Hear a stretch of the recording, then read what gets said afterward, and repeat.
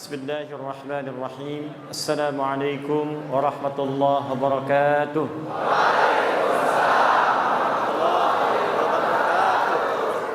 Alhamdulillahilladzi faddala ahlal ilmi biraf'id darajat. Faqala yarfa'illahu alladhina amanu minkum walladhina utul ilma darajat. Alhamdulillahilladzi sawwa ahlal ilmi bil mujahidin fi sabili. فأنزل آية في التوبة فقال وما كان المؤمنون لينفروا كافة فلولا نفر من كل فرقة منهم طائفة ليتفقهوا في الدين ولينذروا قومهم إذا رجعوا إليهم لعلهم يحذرون ثم الصلاة والسلام على المصطفى رسول الله محمد سيدنا وعلى آله وصحبه أجمعين صلوا على النبي اللهم صل وسلم وبارك عليه الذي قال في حديثه من سلك طريقا يلتمس فيه علما سهل الله له طريقا إلى الجنة اللهم صل وسلم وبارك على رسولك الكريم النبي الأمين سيدنا محمد وعلى آله وصحبه وأمته إلى يوم الدين أما بعد فيا عباد الله أوصي نفسي وإياكم بتقوى الله فقد فاز المتقون فلا تموتن إلا وأنتم مسلمون فقال تعالى يا أيها الذين آمنوا اتقوا الله حق تقاته ولا تموتن إلا وأنتم مسلمون. Saudara-saudariku hadirin sekalian, baik di Dewan Kemakmuran Masjid ataupun seluruh keluarga tercinta, sahabat-sahabat yang tadi sudah diabsen satu persatu, mana yang dari Ogan Hilir, Masya Allah, Banyu Asin, Masya Allah, Jambi, Lampung, Bekasi, Alhamdulillah. Tanpa kecuali mudah-mudahan seluruhnya, baik panitianya, DKM-nya, jamaahnya, siapapun yang berkontribusi pada kajian kita di malam hari ini, semoga oleh Allah seluruhnya dikumpulkan di surga kelak, di surga yang terbaik. Namun demikian Allah sendiri menjawab dalam Al-Quran, masuk surga itu tidak cukup dengan amin. Kalaulah masuk surga cukup dengan amin, maka setiap orang akan mengatakan amin, masuk dia ke dalam surga. Karena itulah kemudian amin ini oleh para ulama-ulama tafsir diberikan pengertian sesuatu yang dikabulkan jika kemudian didahului dengan ikhtiar untuk mewujudkannya. Jadi ada amin, ada istajib. Istajib, kabulkan sekedar minta. Amin baru dikabulkan setelah dikerjakan. Karena itu amin terletak setelah iyyaka na'budu wa iyyaka nasta'in. Na'budu dulu baru nasta'in. Kapan nasta'in itu minta tolong, minta dikabulkan setelah ada na'budu di awalnya. Karena itulah ketika Allah menurunkan ayat surga pertama kali dalam Al-Quran, disebutkanlah dalam Quran surah Al-Baqarah ayat ke-25 paling kanan sebelah atas di mushaf. Dari sini kita akan membuka kajian kita dan kita akan kenali di malam hari ini siapa saja ahli surga yang disebutkan dalam Al-Quran, bagaimana berikhtiar menjadi ahli surga dalam Al-Quran, dan mesti hati-hati ketika tidak masuk, baik pun kaget bisa nangis tuh. Ya. Jadi kita nanti kondisikan, kita pelajari, mudah-mudahan pelajaran malam hari ini kita ikhtiarkan dan bisa memasukkan kita ke dalam surga yang dijanjikan insyaallah. Quran surah kedua Al-Baqarah ayat ke-25. Ini ayat surga pertama dalam Al-Quran yang disebutkan dan diberikan kunci kepada kita semua. Kita mulai. وَبَشِّرِ الَّذِينَ آمَنُوا وَعَمِلُوا الصَّالِحَاتِ أَنَّ لَهُمْ جَنَّاتٍ تَجْرِي مِنْ تَحْتِهَا الْأَنْهَارُ كلما رزقوا منها من ثمرة رزقا قالوا هذا الذي رزقنا من قبل وأتوا به متشابها. Kata Allah, Muhammad sallallahu alaihi wasallam, berikan kabar gembira bahwa ada di kalangan manusia yang sudah aku janjikan surga. Jadi ada manusia yang belum meninggal tapi sudah dijamin oleh Allah dengan berita gembira akan masuk surga. Jadi kita fokus ya, ada manusia belum wafat tapi dijamin oleh Allah orang ini akan masuk surga. Berikan kabar gembira pada golongan dari manusia bahwa aku sudah siapkan surga untuk mereka. Nah, ini ada rumus dalam tafsir, di ilmu tafsir, kalau ada berita disampaikan dalam Al-Quran tentang kebaikan, maka jangan dihukumi kebaikan itu terbatas pada orang tertentu. Disebutkan kemudian informasinya supaya kita menjadi bagian darinya. Seakan-akan Allah ingin katakan, saya berikan berita gembira pada siapapun yang pengen ke surga. Ada orang dulu, ada orang sekarang, ada orang nanti.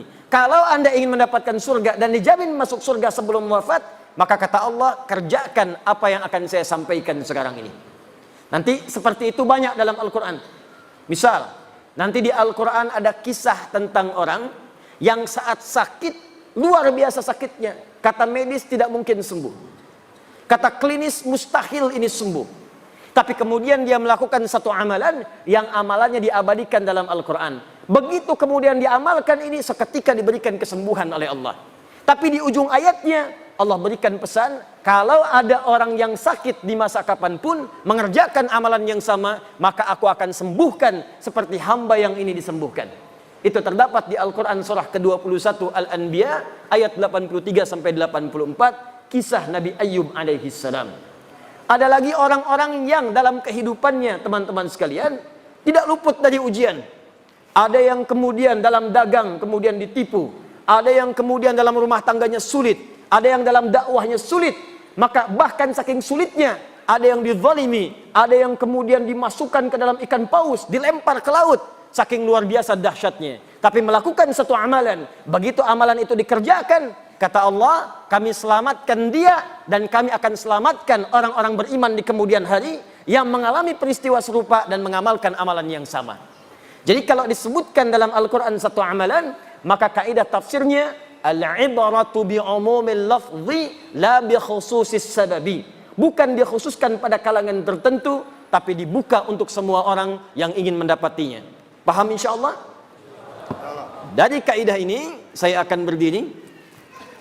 Maka kaidah pertama dalam Al-Quran bagi ahli surga, siapapun yang ingin ke surga, besar, kecil, tua, muda, kaya, cukup, DKM, jamaah, ustadz, jamaah, awas hati-hati, awas hati-hati, diplomat, birokrat, pemimpin, rakyat, tanpa dibedakan. Syarat ke surga semuanya sama, berlaku sama bagi pejabat, bagi rakyat, bagi ustadz, bagi ulama, bagi syekh, bagi masyarakat, semuanya sama atas keadilan Allah. Apa syaratnya? Dua syarat yang paling utama. Satu, perhatikan, wa basyiril ladzina amanu. Muhammad sallallahu alaihi wasallam berikan kabar gembira bagi orang yang pengen ke surga, maka syarat pertamanya dia mesti beriman kepada Allah Subhanahu wa taala. Apa syarat yang pertama? Iman. Boleh saya tulis di sini? Boleh. Saya cek sebentar. Ibu, kelihatan ini, Bu? Masya Allah kelihatan. Belum saya tulis sudah kelihatan. Itu imannya kuat, Pak. Cuman di Baitur Rahman belum saya tulis sudah kelihatan. Luar biasa. Emak-emak masa kini. Al-iman. Lihat sini. Saya coba berikan dulu ilmu tafsirnya dari kaidah bahasa, ilmu nahwu. Di bahasa nanti ada 4 ilmu yang paling utama. 1 nahwu, 2 sharaf, ketiga balaghah. Balaghah dibagi 3 lagi. Ada ilmu ma'ani, ilmu bayan, ilmu badi'. Yang keempat arud. Arud dibagi 16 ilmu lagi, dikenal dengan bahar namanya. Ada tawil, tawilun lahu dunal bukhuri fadailu, fa'ulun mafa'ilun fa'ulun mafa'ilu. Ada rajas, mustaf'ilun mustaf'ilun mustaf'ilun, mustaf'ilun mustaf'ilun mustaf'ilun. Dari ilmu ini nanti lahir apa yang disebut dengan nazam. Ada nazam alfiyah, kalamuna lafdun mufidun kastaqim, wasmun wa fi'lun thumma harfunil kalim, wahiduhu kalimatun wal qawlu am, wa kalimatun biha kalamun qad yu'am, bil jarni wat tanwini wan nida wa'al, wa mustadid lil ismi tamjidun hasal, bita fa'alti atat wa ya if'alli, wa nunik balanna fi'lun yanjalli. Ada dari sini dibuat syair. sautus safiril bulbuli hayyaja qalbi thamili al-ma'u wa zahru ma'a zahri lahdhul muqali fa anta ya sayyidali wa mawlali fakam tayyumuni ghazailun uqayqali katabtuhu madwatin fi hadhar rajuli faqala la la la la faqad qada muharwili wal walad wali wa wali tatultulat wal wili fa bainul lu'ali qalat lahu hina kadza in harwadidul muqali kahatan kakailali tabtabuli ulangi. Ya.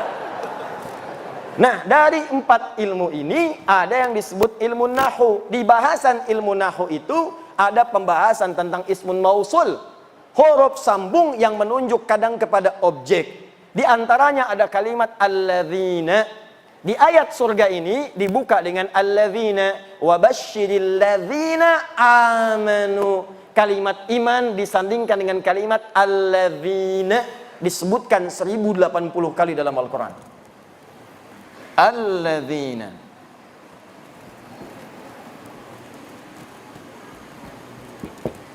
Disebutkan 1080 kali dalam Al-Quran. Nah, yang ingin saya sampaikan, kalau ada kata alladzina disebutkan dalam Al-Quran, dalam bahasa ilmu nahwu, alladzina ini adalah ismun mausulun amiyun. Isim mausul penunjuk kata sambung pada objek yang sifatnya umum, mencakup semua kalangan tanpa batas. Mau besar, kecil, tua, muda, laki-laki, perempuan, yang kaya, yang cukup, yang status tinggi, statusnya cukup, semua tanpa kecuali. Seakan-akan Allah ingin katakan, begini cara ngajinya. Saya berikan kesempatan yang sama pada semua manusia, semua berpeluang masuk surga. Yang besar, surga. Yang kecil, surga. Laki-laki, surga. Perempuan, surga. Kaya, surga. Cukup, surga. Semua punya kesempatan yang sama, sepanjang dia memenuhi syarat yang saya sebutkan, kata Allah. Apa syarat yang pertama? Iman. Saya sekarang mau tanya, yang ada di sini semua sudah beriman? Yang belum beriman boleh angkat tangan. Semua sudah beriman. Syarat beriman mengucapkan kalimat tauhid, asyhadu an la ilaha illallah wa asyhadu anna, Masya Allah, dalam salat maghrib saja 2 kali kita sudah bersyahadat barusan. Dalam tahiyat kita ucapkan asyhadu an la ilaha illallah wa asyhadu anna Muhammadar Rasulullah. Asyhadu an la ilaha illallah wa asyhadu anna Muhammadar Rasulullah. Diperdengarkan 5 kali dalam sehari untuk mengingatkan kamu ahli surga, ahli surga, ahli surga. 5 kali dalam sehari diperdengarkan. Dalam bahasa Arab yang didengar itu pasti lewat telinga. Bahasa Arabnya telinga disebut dengan adzan. Jamaknya dari kata udhun. Adzan artinya telinga. Ada kalimat yang diperdengarkan ke dalam telinga kita setiap hari 5 kali dalam sehari. Diteliti ternyata kalimat ini tidak pernah putus setiap detik. Kalau Anda teliti, setiap daerah pasti akan punya jeda menunaikan sholat.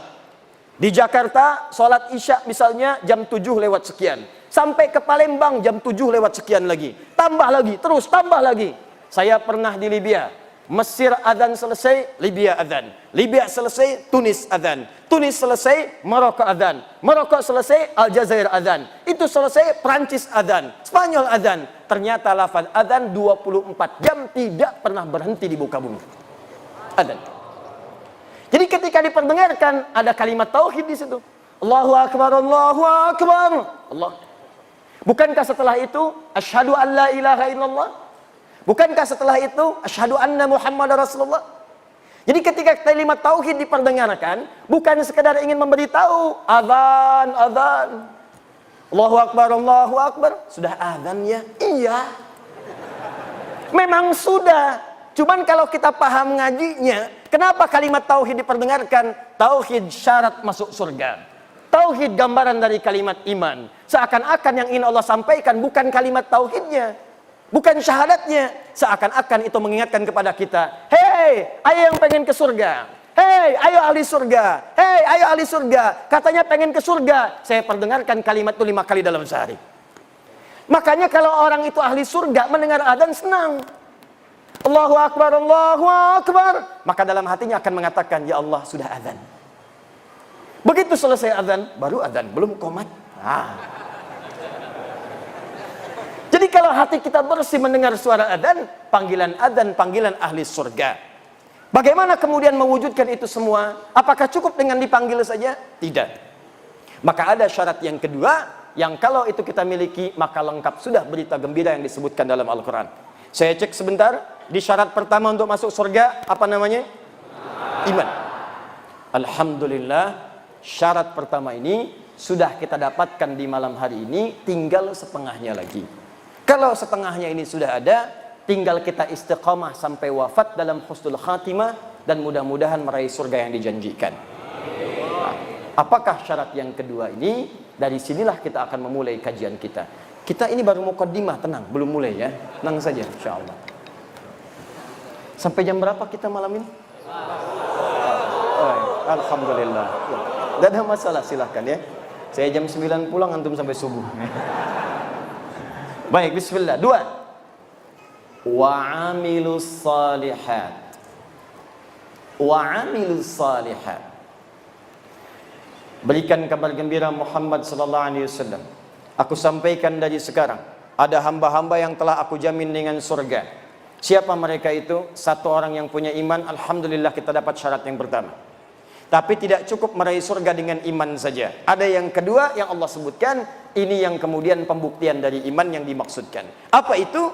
Wa'amilus salihat, yang membuktikan imannya dengan mengerjakan amal soleh. Amal soleh. Ingat, nanti amal dibagi dua. Ada amal soleh, ada amal salah. Amal soleh mengantarkan ke surga. Amal salah menjauhkan seseorang dari surga. Jadi dua ini selalu disatukan. Satu iman, dua amal soleh. Satu iman, dua amal soleh. Karena itu ketika Anda membaca Al-Quran dan menemukan kalimat iman, itu rata-rata selalu disandingkan dengan amal soleh.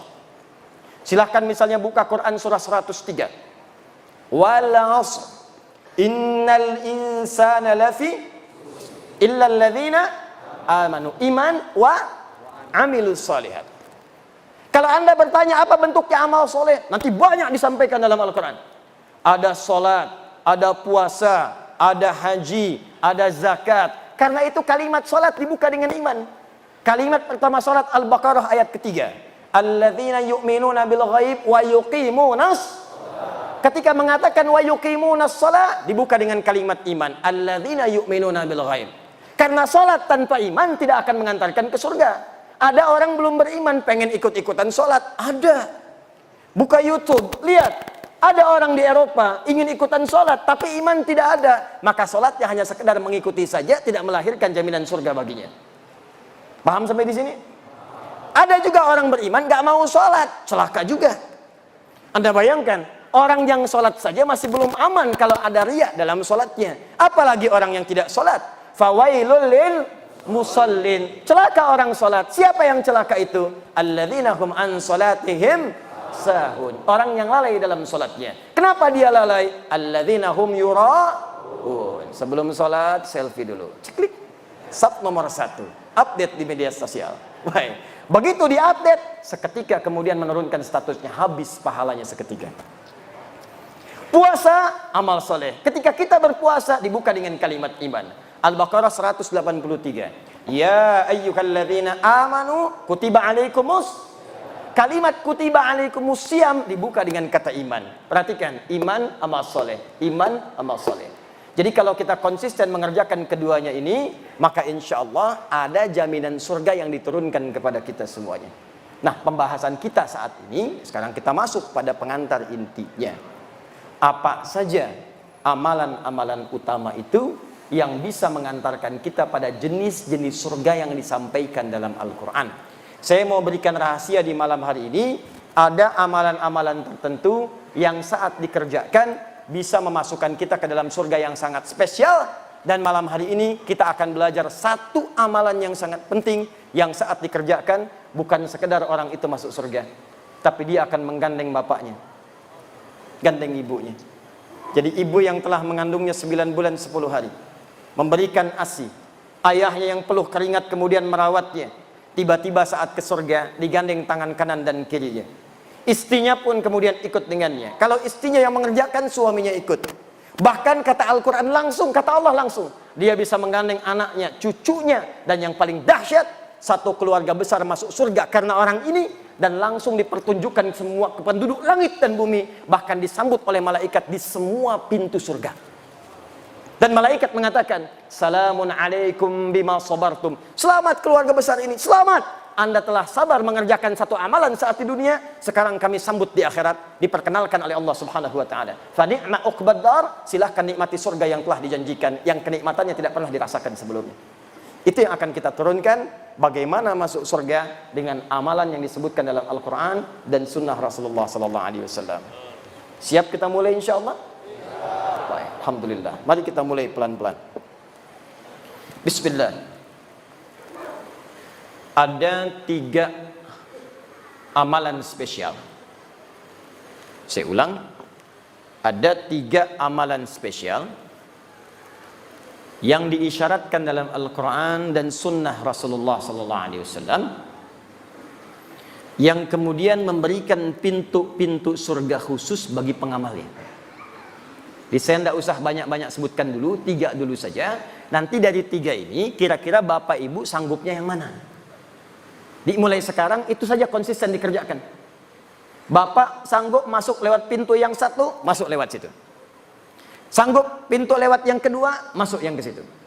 Sanggup pada pintu yang paling utama, kerjakan dari sekarang, niatkan kerjakan amalan itu sampai wafat, naik status jadi pekerja amalan dimaksudkan.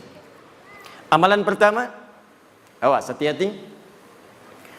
Amalan ini terkait dengan amalan yang dikerjakan khusus di waktu malam saja. Jadi kalau sudah siang, amalannya tidak ada. Awas hati-hati. Amalan ini hanya dikerjakan di waktu malam saja. Kalau sudah siang, maka amalannya sudah tidak berlaku lagi. Jadi kalau Anda mendapatkan malam, segera kejar amalan ini, karena kalau sudah siang, tidak akan bisa Anda dapatkan lagi.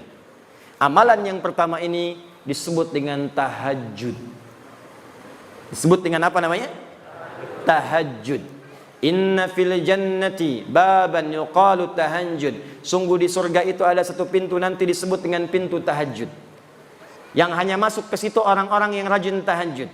Bahkan dikatakan ainal mutahajjidun, ainal mutahajjidun, mana ahli tahajud, mana ahli tahajud, fa idza dakhaluhu ughliqat. Kalau sudah masuk ahli tahajud, ditutup pintunya serapat mungkin. Jadi yang cuma ikut-ikut nonton melihat orang tahajud tidak bisa masuk. Hanya ahli tahajud tidak bisa masuk. Dan dahsyatnya ahli tahajud ini ketika masuk ke dalam surga yang dimaksudkan, diberikan tempat spesial oleh Allah langsung di taman surga. Jadi kalau Bapak Ibu tinggal di komplek, kemudian tinggalnya di depan taman, enak tidak? Bagus tidak?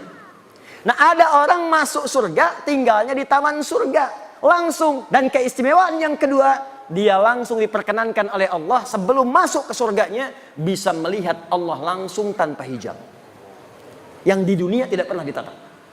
Anda bayangkan ya, Bapak Ibu punya anak sekolah misal di Amerika 20 tahun tidak pernah jumpa. Ada berita besok mau tiba di Soekarno-Hatta di Jakarta. Pesawat landingnya tibanya jam 7, Bapak Ibu jemput datang ke bandara jam berapa? Bukan sekedar jam 5, dari sehari sebelumnya sudah terbang ke Jakarta. Ditunggu di bandara. Setiap pesawat dihitung 1, 2, 3, 4. Dilihat kemudian di papannya, kapan anak saya akan tiba? 20 tahun nggak jumpa. 20 tahun tak pernah tatap, 20 tahun tak pernah bertemu. Begitu disampaikan akan tiba pertemuan, rindunya luar biasa. Kita ini selama hidup tak pernah menatap Allah. Hanya yakin iman, tapi tak pernah nampak dalam pandangan kita. Maka mustahil ada orang beriman yang tidak merindukan Allah, mustahil. Semakin kuat iman kita, semakin rindu kita berjumpa dengan Allah. Makanya abangda kita, sahabat kita, ustaz kita, Allah yarham Ustaz Arifin Ilham, 2 hari sebelum wafat, saya ada perasaan ingin terbang ke Penang, ingin jumpa. Qadar Allah kemudian pesawatnya begitu padat, tak mendapatkan tiket yang diharap. Tiba-tiba dapat berita kemudian wafat. Inna lillahi wa inna ilaihi raji'un. Tapi tidak banyak orang mengetahui sebelum wafat kalimat apa yang dituliskan oleh beliau. Liqa Allah. Kata beliau, sekarang tiba melepas kerinduan berjumpa dengan Allah Subhanahu wa taala. Tidak ada kerinduan terbesar bagi orang beriman kecuali 2. Berjumpa dengan Allah, menatap Rasulullah SAW.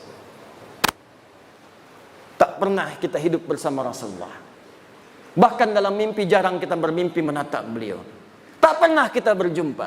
Orang yang mengorbankan tenaganya, fikirannya, bahkan jiwanya untuk umatnya. Azizun alaihi ma'anittum, harisun alaikum bil mu'minina raufur rahim. Ini orang, kata Allah, saking luar biasanya, kalau umatnya memiliki persoalan, dia akan mengatakan, ya Allah, jangan berikan kepadanya, timpakan saja kepada saya supaya dia ringan bebannya.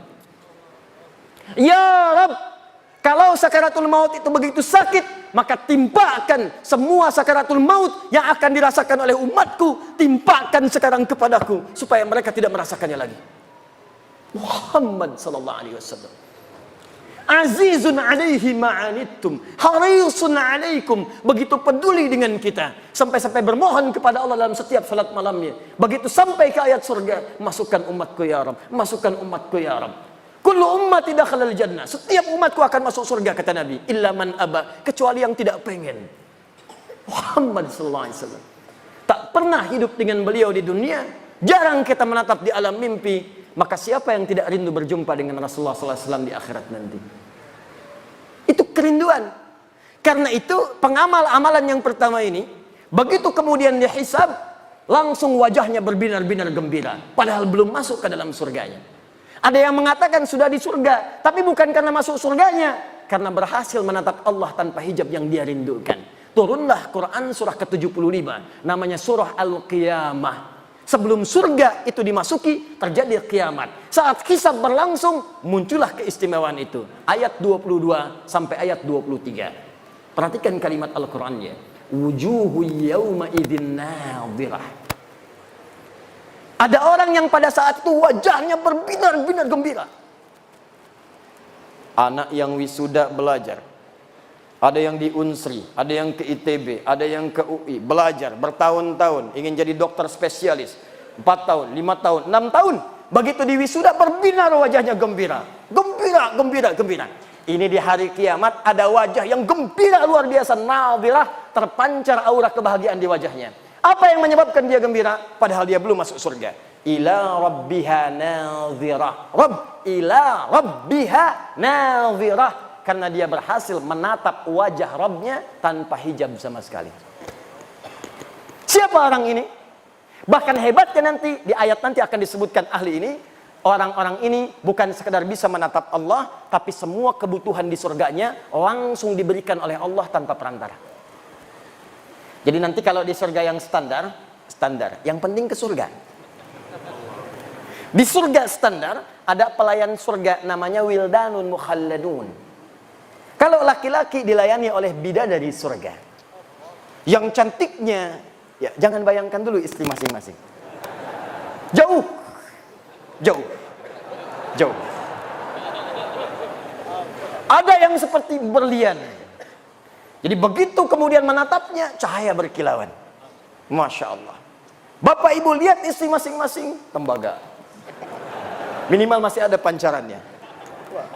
Ada yang seperti mutiara, lu'lu'u wal marjan. Ada berlian yang jarang didapatkan. Anda pakai berlian, ibu pakai berlian, bangganya luar biasa. Di surga langsung pelayannya, wajahnya seperti berlian.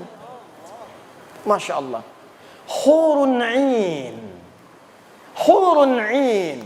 Bidadari-bidadari yang memikat mata. Yang saat ditatap begitu indah. Mala 'ainan ra'at wala udhunan sami'at wala khatara 'ala qalbi bashar.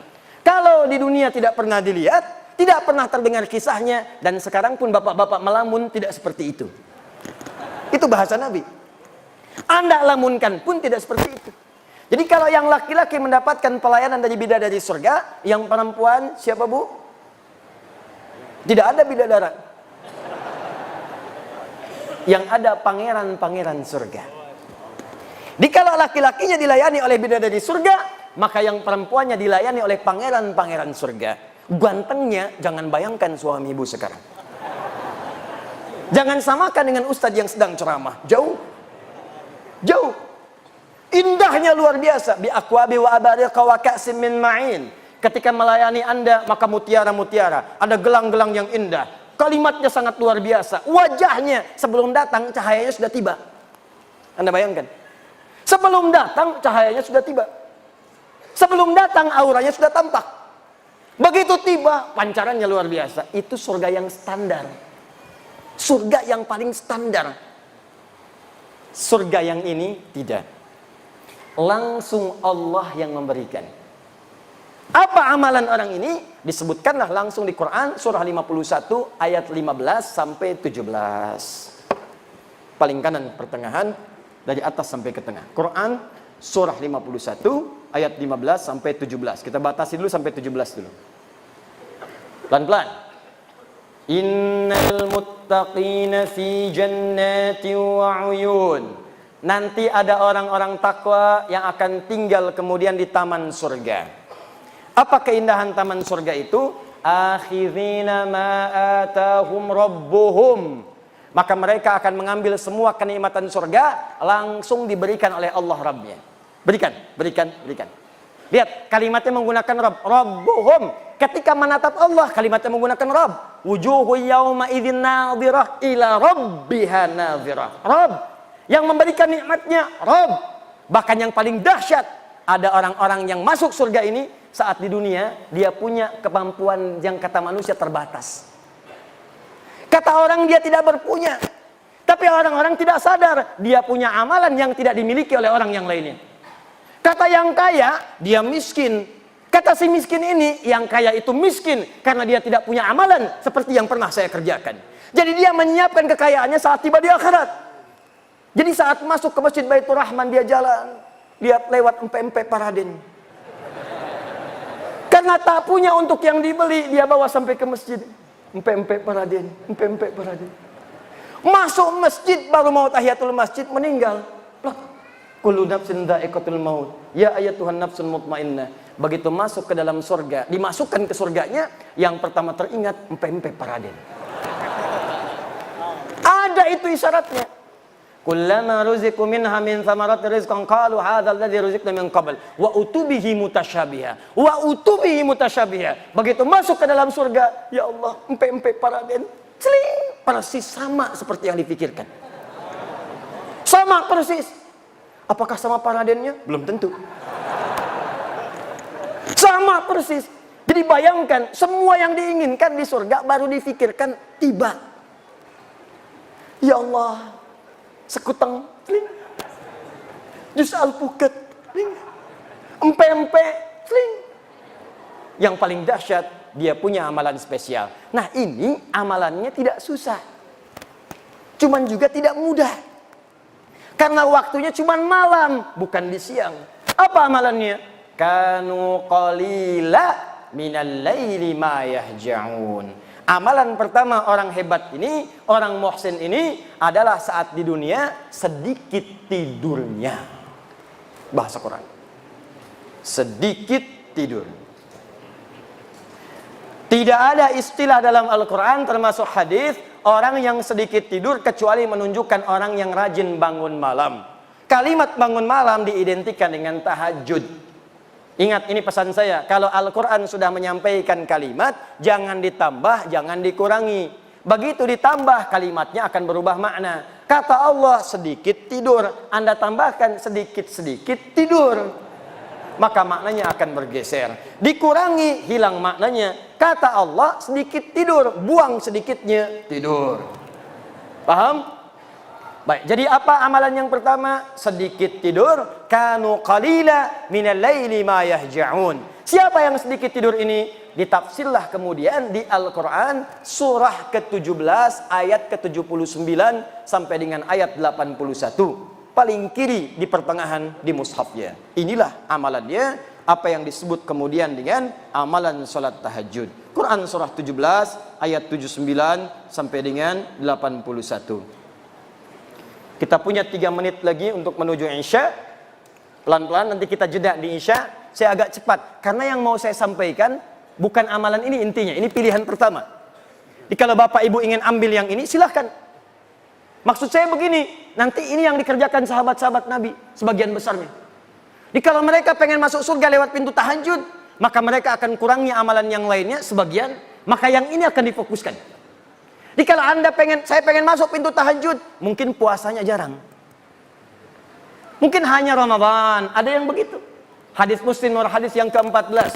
Ja Arabiyun ila Nabi sallallahu alaihi wasallam. Datang seorang Arab Badui kepada Nabi sallallahu alaihi wasallam. Faqala ya Rasulullah, maka dia berkata, ya Rasulullah, dullani ala amalin basitin yudkhilul jannah. Tolong tunjukkan kepadaku amalan yang sedikit-sedikit saja. Amalan yang ringan-ringan saja. Yang penting aku bisa ke surga. Cerdas orang ini. Modal sedikit, keuntungan pengen banyak. Ya Rasulullah, jangan berat-berat, jangan susah-susah. Yang penting saya ke surga. Kata Nabi secara singkat, cukupkan dengan yang fardu. Jadi kalau sholat, fardu saja, 5 waktu. Kalau puasa, Ramadan saja. Kalau ingin mengeluarkan harta, zakat saja. Kalau kamu konsisten, kamu bisa masuk surga. Yang standar. Kalau ingin lewat yang standar, kata Nabi, maka kerjakan tatawwu', tambah dengan amalan sunnah. Pilihlah sunnahnya. Kalau cuma surga standar, kerjakan amalan-amalan fardu, cukup. Itu pun kalau tidak bermaksiat. Kalau bermaksiat, habis juga. Sholat iya, riya juga iya.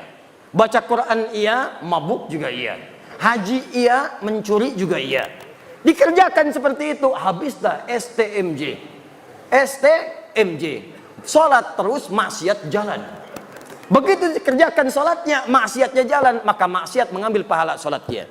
Jikalau mau aman, tambah yang fardu dengan yang sunnah, maka Anda akan dimasukkan ke dalam pintu spesial di surga. Amalan pertamanya tahajud. Saya tutup dulu sebentar, saya berikan amalan singkat. Kalau Anda ingin masuk lewat pintu ini, maka apa yang harus didawamkan? Catat hadis Muslim nomor hadis 749. Salatul laili mathna mathna. Fa idza khashiya ahadakumul fajra falyutir rak'atan wahidah. Bangunlah kalian di malam hari, tunaikan tahajud. Kata Nabi, kalau ingin tahajud, ini kuncinya. Kalau baru mau memulai, kata Nabi, maka jangan dulu kejar terlampau berat. Kerjakan dulu konsisten. Konsisten 2 rakaat, 2 rakaat. Walaupun cuma 2 rakaat, jangan lewatkan malam. Walaupun bangun 2 rakaat saja. Kalau khawatir fajar akan tiba, maka segera tunaikan witir 1 rakaat. Jadi kalau Anda kerjakan 11 rakaat, 23 rakaat, tapi malam ini sholat, besok tidak, besok lagi tidak, besok lagi tidak. Lebih disukai orang yang tiap malam bangun, walaupun cuma 2 rakaat, witirnya 1 rakaat. Kalau Anda kerjakan dengan niat minta masuk pintu tahajud, maka besar kemungkinan insya Allah dikabulkanlah dan masuklah ke dalam pintu tahajud yang dimaksudkan. Jelas sampai sini? Jadi kalau ingin masuk lewat pintu tahajud, silahkan masuk. Mulai sekarang jangan tinggalkan sebagian malam walaupun hanya mengerjakan 2 rakaat plus witir 1 rakaat. Nah, sekarang ada yang lebih hebat lagi. Dia akan masuk pintu itu dan melewati semua pintu-pintu. Bahkan, maaf ya, dia ini yang paling hebat, amalan dia amalan yang lain bukan yang tadi, tapi saat dikerjakan dia akan masuk lewat pintu tahajud, masuk lewat pintu lain, masuk lewat pintu lain. Amalan apakah itu? Nanti saya akan tunjukkan anak-anak muda, bahkan ada anak nanti yang saya berikan bocoran dari Palembang yang datang kepada kami 2 hari lalu. Dia dari Muara Enim, ya, dengan keluarga yang sangat luar biasa. Nanti saya akan tunjukkan keluarga besar ini mengejar amalan itu. Apakah amalan yang dimaksudkan? Kita lihat setelah menunaikan sholat isya berjamaah, insyaallah. Subhanakallahumma bihamdika asyhadu an la ilaha illa anta astaghfiruka wa atubu ilaik. Assalamualaikum warahmatullahi wabarakatuh. Bismillah. Assalamualaikum warahmatullahi wabarakatuh. Alhamdulillah. Wassalatu wassalamu ala rasulillah wa ala alihi wa sahbihi wa man walah wa ba'du.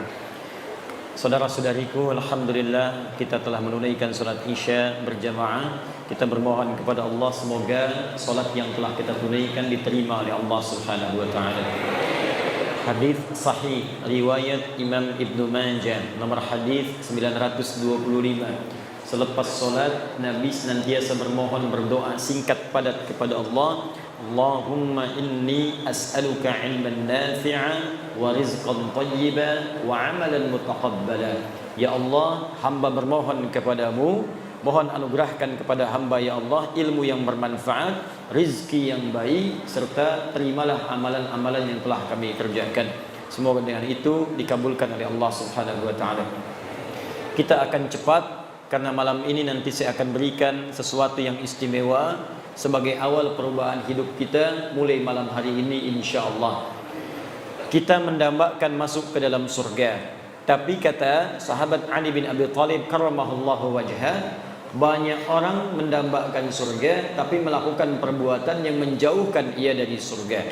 Ada pula orang tidak ingin masuk neraka tapi banyak mengoleksi amalan-amalan yang menjerumuskan ia ke neraka. Maka Allah sampaikan kepada kita amalan-amalan untuk dijauhi supaya menjauh dari neraka, dan amalan-amalan spesial yang memasukkan kita ke surga. Sudah kita bahas tadi sebelum Isya. Ada amalan spesial pertama yang kalau Anda kerjakan bukan sekedar surga standar biasa, surga istimewa di taman surga, nikmatnya langsung dari Allah dan kenikmatannya luar biasa. Secara singkat, amalan utamanya adalah tahajud. Jadi ketika ada ayat tahajud dalam Al-Quran, misal surah ke-17 ayat ke-79 paling kiri sebelah atas sampai 81-nya, Allah sampaikan wa minal laili fatahajjad bihi nafilatan lak. Dan di antara sebagian malam, gak usah ngambil semuanya. Kata Allah, saya tidak ingin berikan kepadamu semua malam. Kamu ambil sebagiannya saja. Tunaikan tahajud. Tapi ingat baik-baik ya, Bu, Pak, teman-teman, tahajud itu asalnya dari kata hajada. Aktivitas yang dikerjakan setelah tidur sejenak. Tidur dulu supaya malam bangunnya segar. Nah, bisa Allah mengatakan misalnya fahjad, tahajud, malam bangun. Tapi kenapa ditambah dengan ta dan ada tasydid di ujungnya? Tahajjada. Padahal asal kalimatnya hajada yahjudu. Jadi tahajjada. Di ilmu sharaf punya 12 cabang ilmu lagi. Ada tambahan huruf 1, thulathil mazid di harfin. Tambahan 1 huruf. Kalau ditambahkan ta, di antara maknanya sesuatu yang dikerjakan dengan sungguh-sungguh dan serius. Jadi kalau Anda ingin membangun malam, itu mesti sungguh-sungguh, mesti serius, harus ada persiapan, ada usaha. Ini menunjukkan amalan ini sekalipun kelihatannya mudah, tapi tidak mudah dikerjakan kecuali sungguh-sungguh dalam merencanakannya. Kalau di akhirnya ada tasydid, pakai tasydid dari kata syiddah, ini menunjukkan amalan itu tidak mudah dan butuh motivasi 2 kali lipat. Karena itu orang-orang yang pengen tahajud bangunnya 3:30, itu pasang alarm bisa dari jam 2, Pak. Pengen sholat 3:30, pasang alarm jam 2, alarmnya sampai 4 kali. Jam 2:15, 2:30, jam 3, 3:15. Untuk sholat jam 3:30, alarm jam 2:15 untuk mematikan alarm yang kedua. Alarm kedua mematikan alarm yang ketiga. Alarm ketiga untuk alarm yang keempat. Baru yang keempat pun masih ngantuk. Alhamdulillahilladzi ahyana ba'da ma amatana wa ilaihin nusur. Bangun-bangun jam 6. Kelihatannya sedikit. Maka dari itu bagi yang ingin tahajud, silahkan siapkan diri. Anda masuk pintu tahajud ke surga spesial. Dan kalau ingin mulai, jangan membebani diri. Ad-dinu yusrun wala usrun. Agama itu mudah, jangan dipersulit. Maka naik tangga itu jangan langsung naik tangga ke tangga yang kelima, tangga ke-7, karena tangga dimulai dari tangga pertama, kedua, ketiga, dan seterusnya. Maka kata Nabi di hadis Muslim nomor hadis 749 dari Ibnu Umar radhiyallahu taala anhuma, salatul laili matna matna. Kalau pengen salat malam mulai 2 dulu. Kalau sudah nikmat tambah 2 lagi. Itu pun jangan baca yang panjang-panjang dulu. Faqra'u ma tayassara minal Qur'an. Surah 74, surah ke-73 ayat ke-20. Faqra'u ma tayassara minal Qur'an. Yang gampang-gampang dulu. Mungkin malam pertama kalau nggak pernah tahajud, malam pertama kul dulu. Rakaat kedua kul lagi. Al-Falaq, An-Nas, kul dengan kul. Witirnya kul lagi. Kul huwallahu ahad. Nggak apa-apa. Kalau sudah terbiasa, besok bangun lagi, tambah 2 lagi, tambah 2 lagi, tambah 2 lagi. Ada yang 11, ada yang semakin nikmat 23. Di Madinah ada yang sampai 39, ada yang lebih daripada 40. Saking nikmatnya mengejar pintu surga dengan tahajud. Dan pintu ini penting. Nanti kalau Bapak Ibu umrah atau haji nanti akan berangkat, saya doakan insya Allah yang belum berangkat dipercepat untuk berangkat. Insya Allah. Okay? Insya Allah. Dan tidak cukup dengan amin, nabung. Nabung insya Allah. Pasang target. Nanti kalau ke Madinah, masuk Masjid Nabi, saat nanti akan masuk ke Masjid Nabi itu, begitu Anda masuk, nanti ada wilayah khusus yang karpetnya merah, atasnya ada manik-manik lampu. Nah, di wilayah itu ada karpet hijau disebut dengan Raudhah. Sebelah kiri Raudhah, dekat yang makam Nabi itu, kamarnya Nabi, itu nanti ada wilayah Suffah. Sebelum Suffah ada yang seperti panggung kecil, ada gundakan. Itulah dulu kamarnya Sayyidina Ali bin Abi Thalib ketika berumah tangga dengan Fatimah Az-Zahra. Tahukah Anda, kalau tiap malam saking pentingnya tahajud, Nabi bangun, membangunkan Ali bangun, Fatimah bangun, ayo istrinya bangun. Saking inginnya keluarga Nabi itu bertemu dengan Allah, rindunya lepas, masuk lewat pintu tahajud, dibangunkan semuanya. Padahal Nabi ahli surga, Ali ahli surga, Fatimah itu putri surga, Al-Hasan penghuni surga, Al-Husain penghuni surga. Dua-duanya adalah penghuni surga, pemimpin para pemuda. Al-Hasan dan Al-Husain malamnya masih tahajud. Antum siapa? Ibu istri Nabi bukan. Antum menantu Nabi bukan, cucu Nabi bukan, tetangga Nabi bukan, sahabat bukan, tabi'in bukan, imam juga bukan, makmum kadang-kadang. Pengen masuk surga lewat pintu tahajud, surga Firdaus. Bangun malam terlewat. Anda siapa? Sehat. Makanya sering disindir oleh Allah. Buka Quran surah ke-73. Al-Muzammil, orang yang berselimut nikmat dalam tidurnya. Al-Mudaththir, orang yang berselimut untuk berlindung dari sesuatu yang menegangkan. Al-Muzammil pakai selimut menikmati malam. Ya ayyuhal muzammil, hai yang sedang berselimut menikmati tidurnya malam. Qumil laila illa qalila. Katanya pengen ke surga, katanya spesial. Ayo bangun malam, kalaupun cuma sedikit. Nisfahu aw yunqus minhu qalila. Ayo ambil pertengahannya, atau kalau enggak kuat ujungnya mendekat ke arah subuh. Auzid alaihi warattilil Qur'ana tartila. Atau kemudian tambah sedikit, jangan terlampau dekat ke subuh, supaya engkau menikmati bacaannya. Bacalah Quran dengan tartil. Innalaka fin nahari sabhan tawila. Duh, katanya pengen ke surga. Siang harinya sibuk luar biasa. Sibuk kerja. Ada yang jualan, ada yang menjahit. Ya. Ada yang jual ini, ada yang jual itu, ada yang jual pakaian, ada yang ngajar, ada yang macam-macam, ada yang ke kantor. Masya Allah, siangnya sibuk kerja, malamnya tidur. Cita-cita masuk surga. Makanya kata Allah, kamu ini aneh. Katanya pengen ke surga, siangnya sibuk kerja, malamnya nikmat tidur. Cita-cita ke surga, bangunlah walaupun cuma 2 rakaat. Siap tahajud? Siap tahajud? Allahu Akbar. Insya Allah, mudah-mudahan di hari kiamat kita dibangkitkan, ada pintu tahajud memanggil kita. Masya Allah. Aina fulan, wong kita galuh. Wah, mutahajidun. Mana orang Palembang yang tahajud? Langsung disebut Palembangnya. Masuk. Masya Allah. Pak Edi Taylor, masuk. Bapak Sabil, masuk. Pak Lutfi, masuk. Prabu Muli, masuk. Oki, masuk. Banyu Asin, masuk. Indonesia, masuk. Masya Allah. Ketika pintu tahajud memanggil, ada pintu lain lagi yang memanggil. Pintu ini disebut dengan Ar-Rayyan. Inna fil jannati, hadis Al-Bukhari, baban yuqalu Ar-Rayyan. Sungguh di surga itu ada satu pintu, namanya pintu Ar-Rayyan. Pintu ini akan memanggil ahli puasa. Aina shaimun, aina shaimun. Puasa disebut dengan as-siyam. Orangnya disebut dengan shaim kalau laki-laki. Perempuan tinggal tambah tak di ujungnya. Muslim laki-laki, perempuan muslimah. Mukmin laki-laki, perempuan mukminah. Shaim laki-laki, perempuan ya. Ahli puasa. Puasanya disebut dengan as-siyam. Ya ayyuhalladzina amanu kutiba alaikumus siyam. Ingat as-siyam bukan as-siyab. As-siyam. As-siyam itu puasa. Ya. Saya baru turun dari bandara, saya lihat kemudian ada baligo besar. As-siyab katanya, baik. Tapi untuk ahli surga yang kedua ini yang spesial, as-siyam, orang yang rajin puasa. Jadi bukan cuma nunggu Ramadan. Pada Ramadan pengen Syawal. Dalam Syawal pengen Senin. Dalam Senin nunggu Kamis. Dalam Kamis nunggu pertengahan bulan Ayyamul Bid. Bahkan ada yang paling dahsyat, saking cintanya dengan puasa, ditunggu sampai dengan mengerjakan puasa Daud. Hari Senin puasa, Selasa tidak. Rabu puasa, Kamis tidak. Jadi kalau sedang puasa Daud, itu sudah puncak tertinggi puasa sunnah. Puncak tertingginya.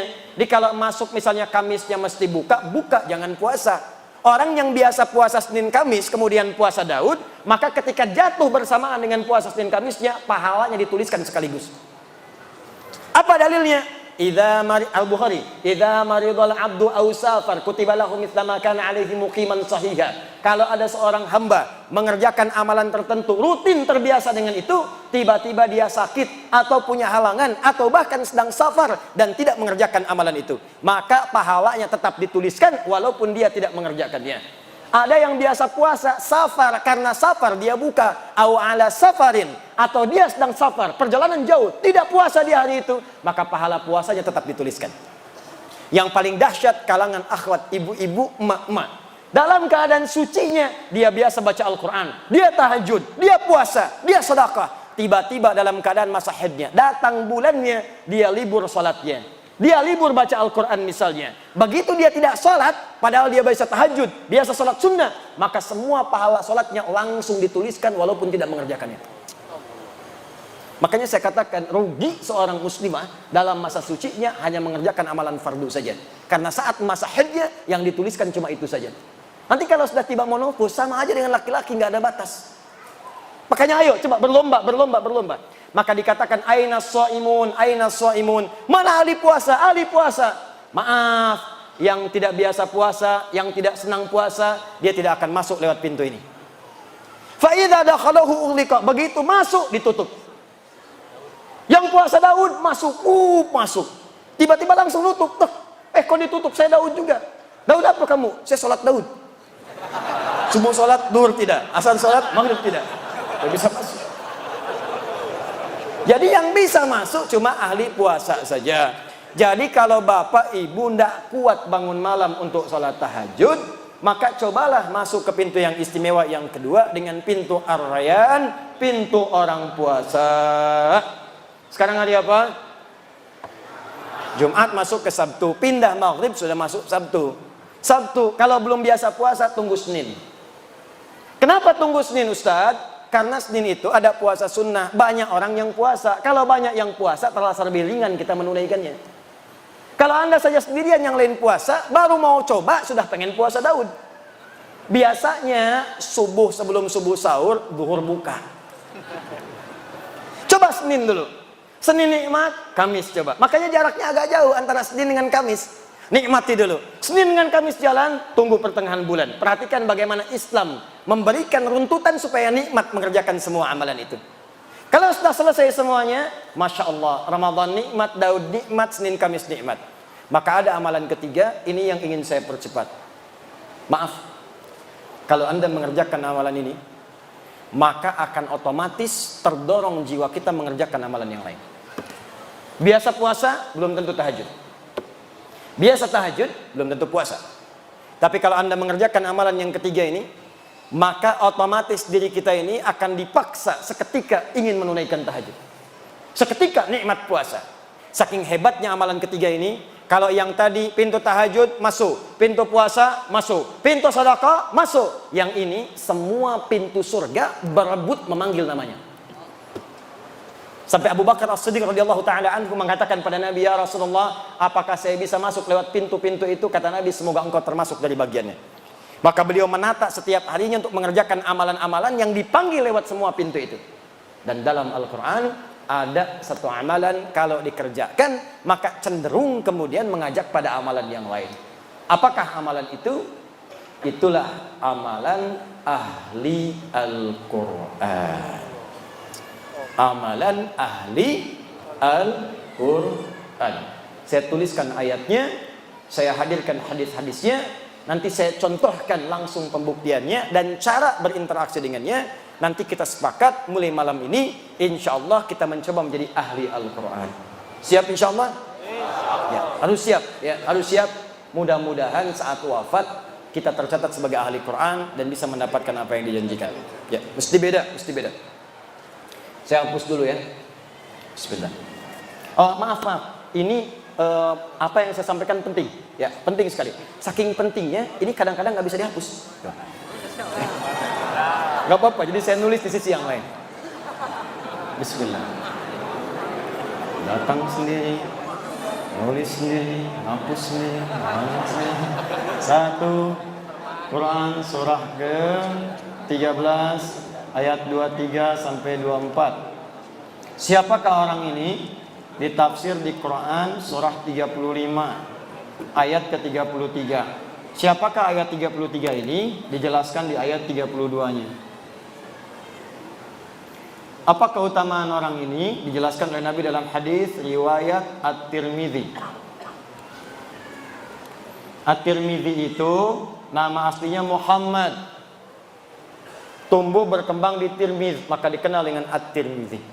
Menulis salah satu kitab Sunan At-Tirmidzi atau dikenal dengan Sahih At-Tirmidzi. Nomor hadis 2910, 2915, 2920. Nanti kita terangkan apa saja isinya dari nomor-nomor hadis yang disebutkan. Juga nanti tambahan spesial dari hadis Abu Abdurrahman As-Sulami dari sahabat Ali bin Abi Thalib radhiyallahu taala anhu dari Nabi sallallahu alaihi wasallam yang dikutip nanti oleh Imam An-Nawawi dalam kitabnya Tibyan fi Adab Hamalatil Quran. Yuk kita mulai. Bismillah. Setelah ini nanti saya tunjukkan sedikit tentang cara menjadi ahli Quran. Kalau masih nanti ada waktu saya bahas nanti pertanyaan-pertanyaan yang disampaikan. Bismillah. Quran surah 13 Ar-Ra'd ayat 23 sampai 24. Jannatu 'adnin yadkhulunaha wa man salaha min abaihim wa azwajihim wa dhurriyyatihim wal malaikah yadkhuluna 'alaihim min kulli babin salamun 'alaikum bima sabartum fa ni'ma uqbad dar. Awas, hati-hati, ini nanti tanpa batas nih. Siapapun, mau pejabat, mau diplomat, birokrat, ustadz, rakyat biasa, pedagang, siapapun. Status naikkan. Nanti saya berikan contoh di mana sahabat-sahabat Nabi dan tabi'in ingin berusaha menjadi bagian dari ayat ini dan hadis-hadis yang dimaksudkan. Jannatu 'adnin yadkhulunaha. Ada ahli surga yang akan masuk surga nanti lewat surga Aden. Awas, hati-hati. Aden ini termasuk surga yang indah.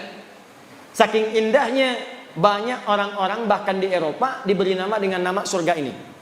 Aden dalam bahasa Eropa sering disebut dengan Eden. Pemain Chelsea yang ditransfer hijrah ke Madrid namanya Eden Hazard. Ya, Eden Hazard pindah kemudian ke Real Madrid dengan transfer 100 juta euro. Hafal saya mau tanya apa? Ya. Hafal insyaallah saya. Frank Lampard didaulat menjadi pelatih Chelsea yang sekarang. Manchester City Pep Guardiola. Ya, Manchester United Solskjaer. Ya, paham saya. Mau tanya apa lagi? Masya Allah. Main futsal, ayo. Dikolongin, oke. Nah, tapi kalau dikolongin sambung ayat. Alhamdulillah. Ini banyak sekarang yang syariah, tapi tidak semua kata-kata bisa dipakai. Awas, tempatkan di tempat yang tepat.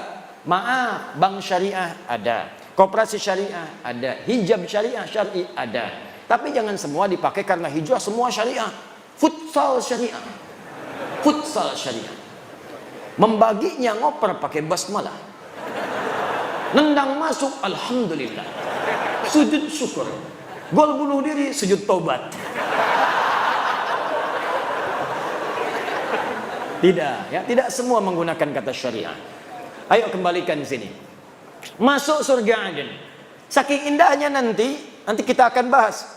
Ternyata nanti akan masuk lewat semua pintu surga. Yang dahsyat bukan hanya orang itu saja. Awas, hati-hati. Wa man salaha min abaihim, Allahu akbar. Bapak-bapaknya, ibunya yang soleh digandeng oleh dia. Jadi anak ini mengamalkan satu amalan. Dan amal ini saat dikerjakan didukung oleh bapak ibunya. Di bapak ibunya ini gak maksimal, gak mampu seperti anaknya. Anaknya hafal Quran, bapaknya tidak. Anaknya hafal Quran, ibunya bukan hafizah. Tapi karena kesungguhan bapak ibunya, ngantar dia ke pesantren, mendoakan tiap malam. Anaknya 30 juz, ibunya juz 30. Tapi ketika masuk surga, anaknya bangga menggandeng bapak ibunya. Diperkenalkan kepada semua penduduk langit dan bumi. Ini bapak saya, ini ibu saya. Siapa Anda yang banggakan anaknya saat di dunia? Ranking 1, juara matematika, juara fisika. Jangan bangga dulu, karena yang tak beriman pun dapat Nobel. Banyak yang lebih hebat, banyak yang kaya, banyak yang triliunan hartanya. Bill Gates kah itu? Jeff Bezos kah itu? Warren Buffett kah itu? Banyak. Tapi yang kaya akhirat tidak ditemukan saat ini, nanti pembuktiannya. Maka saya ingin tunjukkan kepada Anda, jangan kalah oleh orang tua sekarang yang sudah berebut anaknya menjadi ahli Quran. Betapa sering saya kedatangan tumpuk-tumpuk kertas minta doa para ibu yang memohon kepada Allah Subhanahu wa taala. Ustaz, doakan anak saya memberikan mahkota nanti di hari kiamat. Ustaz, saya cuma buruh. Ustaz, saya cuma tukang cuci. Tapi Ustaz, saya pengen anak saya jadi ahli Quran di hari kiamat. Betapa ada seorang ayah yang cuma punya motor butut, Pak. Tapi anaknya dibawa untuk jadi ahli Quran. Dimodifikasi dashboardnya, menempuh jarak 20 km. Dibonceng anaknya, bawa anaknya buta, nggak bisa lihat. Sampai ke syekhnya datang, mau apa ke sini? Mau jadi ahli Quran. Bolak-balik, ini kisah nyata. Bolak-balik, namanya Mu'adh.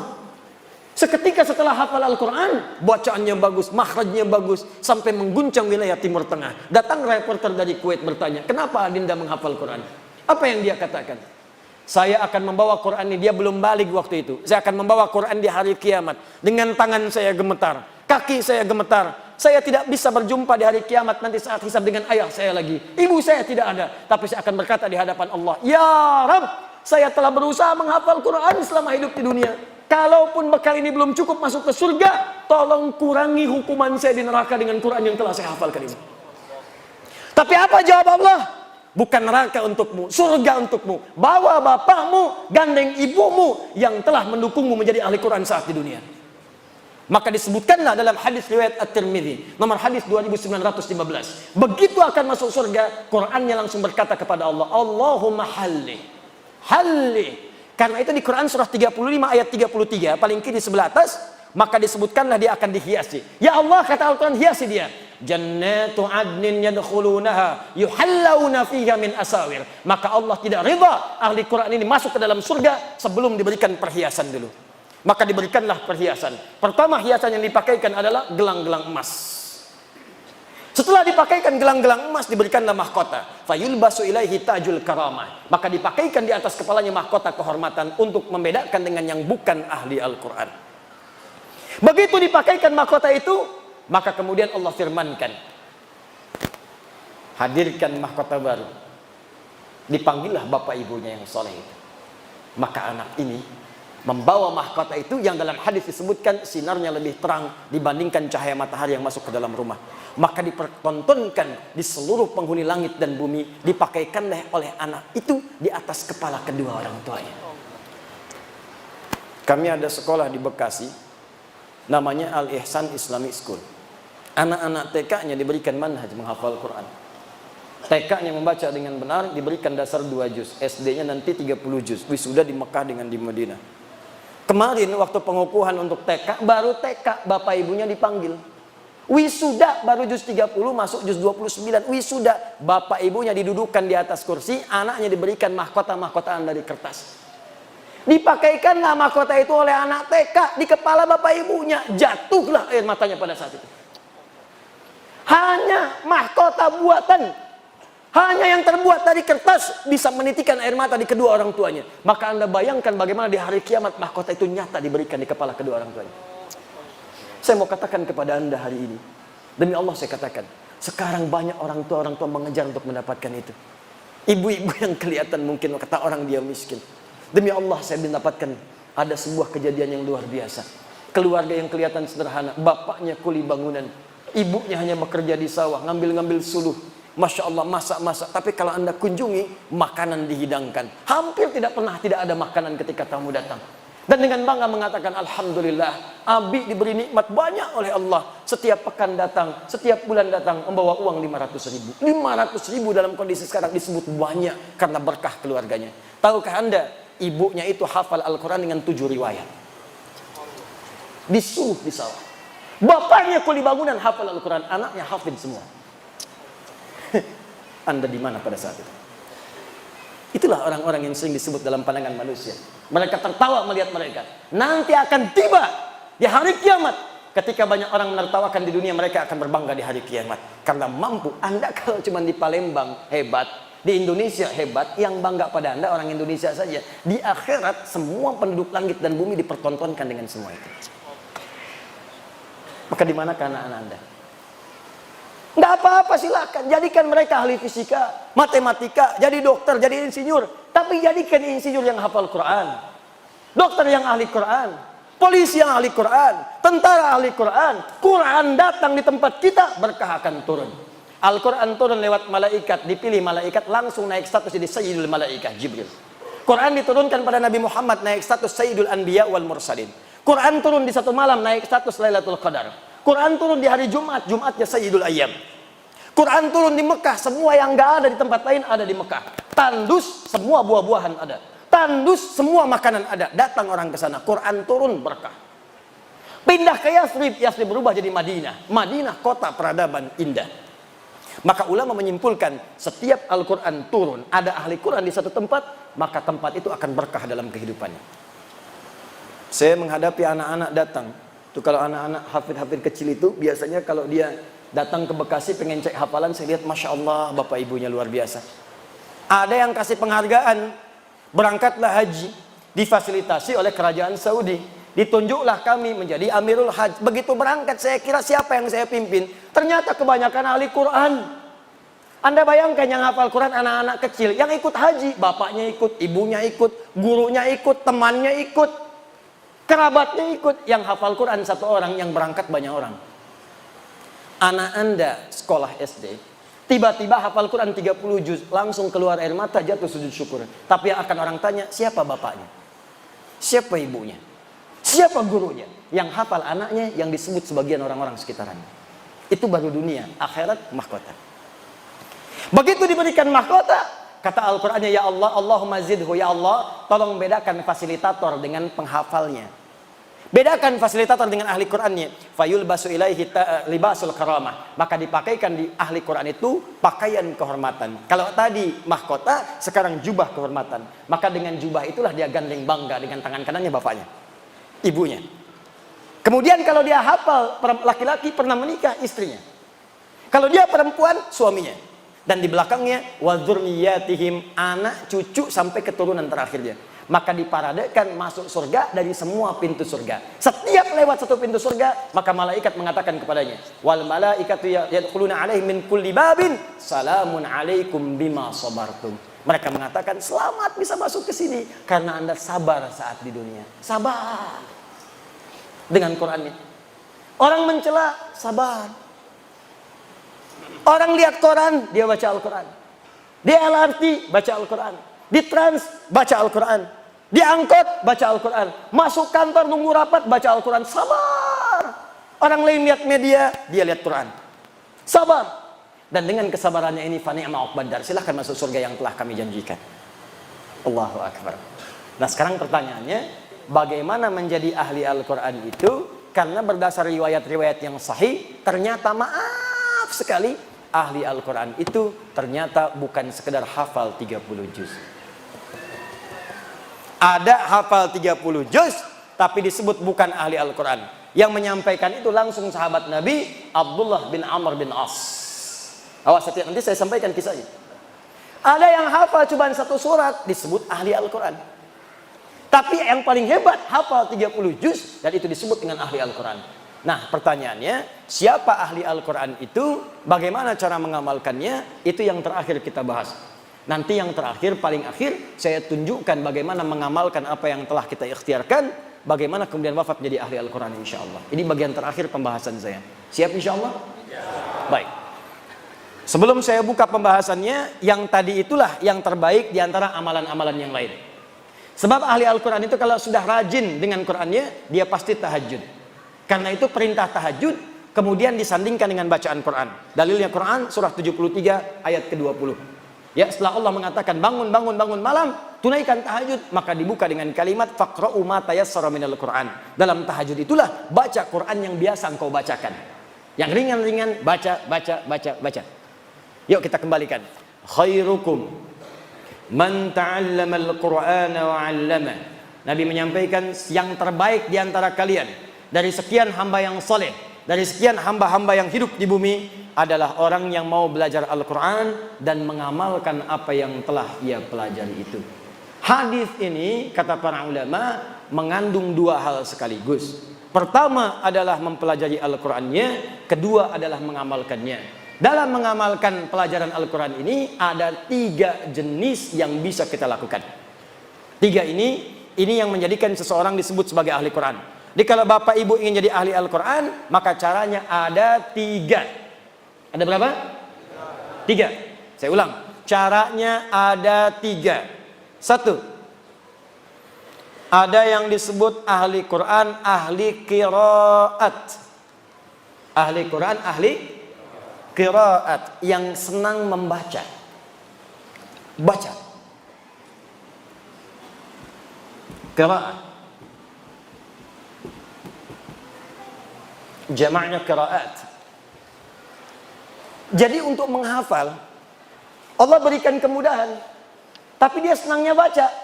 Sehingga karena senang baca ini, konsentrasi kehafalannya agak berkurang. Mungkin hafalnya cuma 1 surat, Al-Baqarah saja misal. Atau hafalnya 1 surat, Al-Ikhlas saja.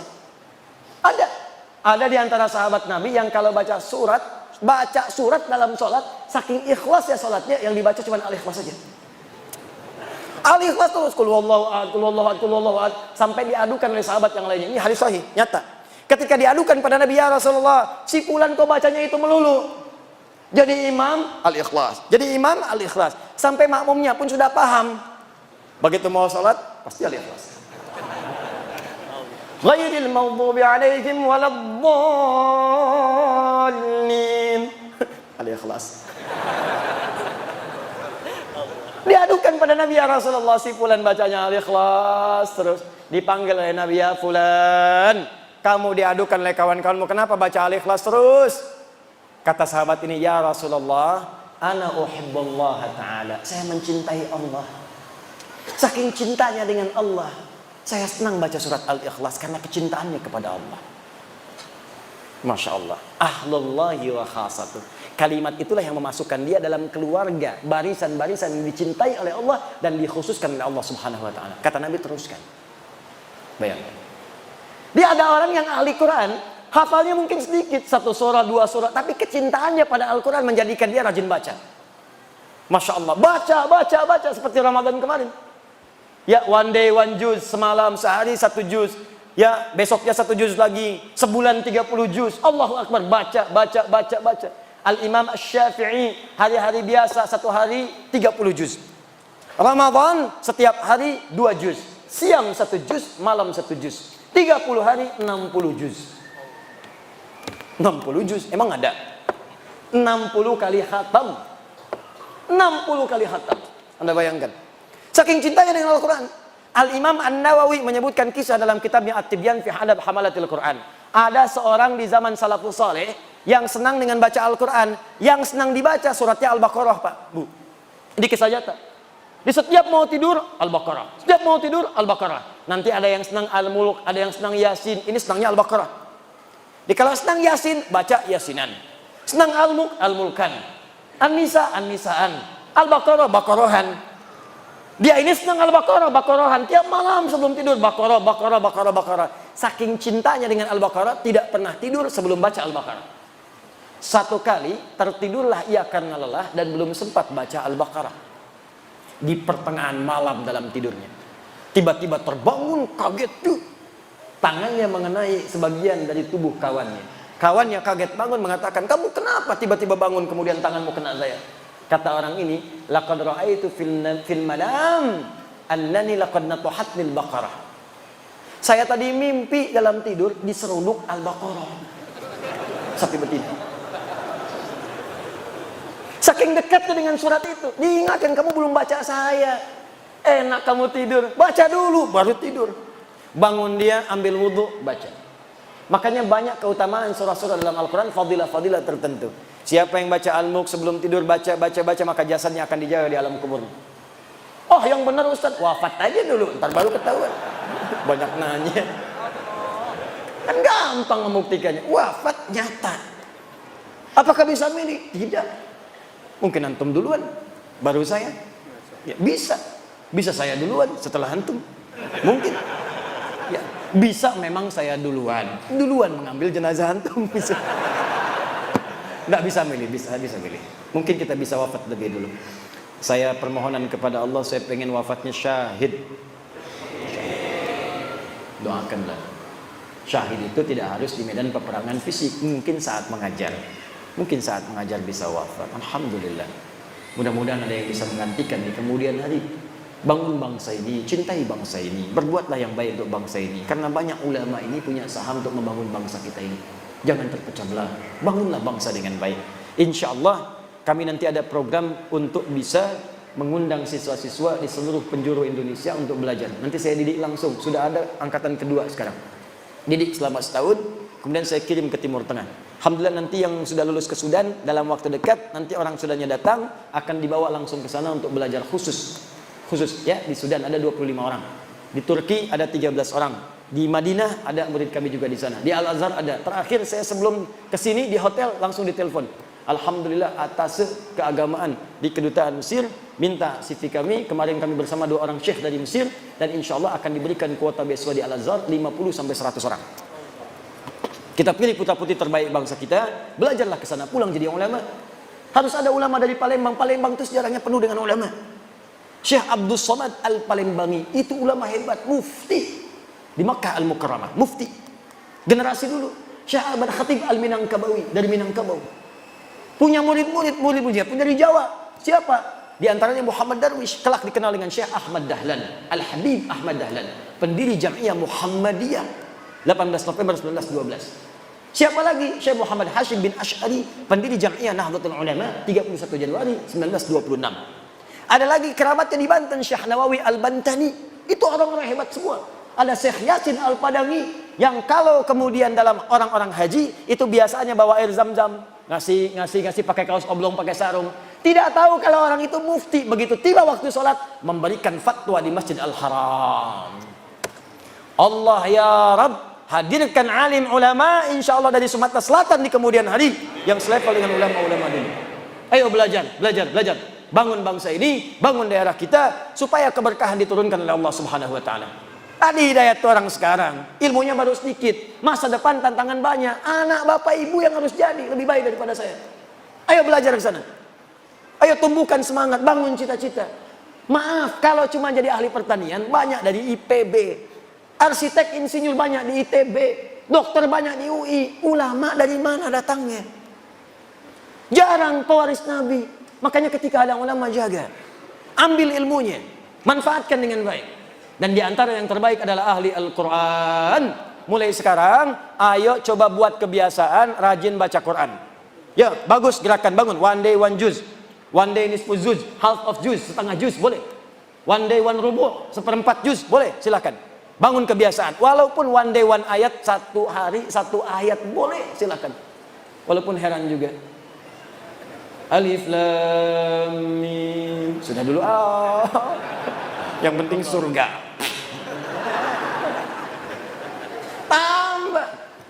Tambah. Ya. Nah, membaca ini nanti mengantarkan pada kemuliaan yang kedua. Kedua, ada ahli Quran, rajin mengkaji Al-Quran. Bacanya sedikit. Nggak seperti yang lain, 1 juz sehari. Dia ini sehari paling banyak 10 ayat.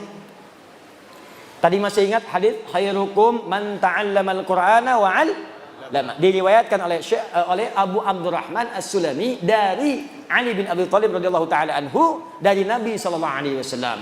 Kata Abu Abdurrahman As-Sulami, perhatikan, akhadtul Qur'ana an qaumin. Saya belajar Quran dari kaum, sekelompok orang. Siapa orang yang dimaksud? Sahabat. Karena belajarnya langsung dari sahabat. Ini menunjukkan belajar Al-Quran itu mesti ada guru. Belajarnya bukan 1-2 orang. Belajar. Begitu belajar, kata beliau, wallahi demi Allah, ketika belajar itu kami tidak belajar banyak. Paling banyak baca 10 ayat. Walam natajawaz anha, dan tidak pernah kami melewati 10 ayat itu illa an naquma bi'amaliha, kecuali kami mengamalkan dulu apa yang telah kami pelajari. Dibacanya nggak banyak.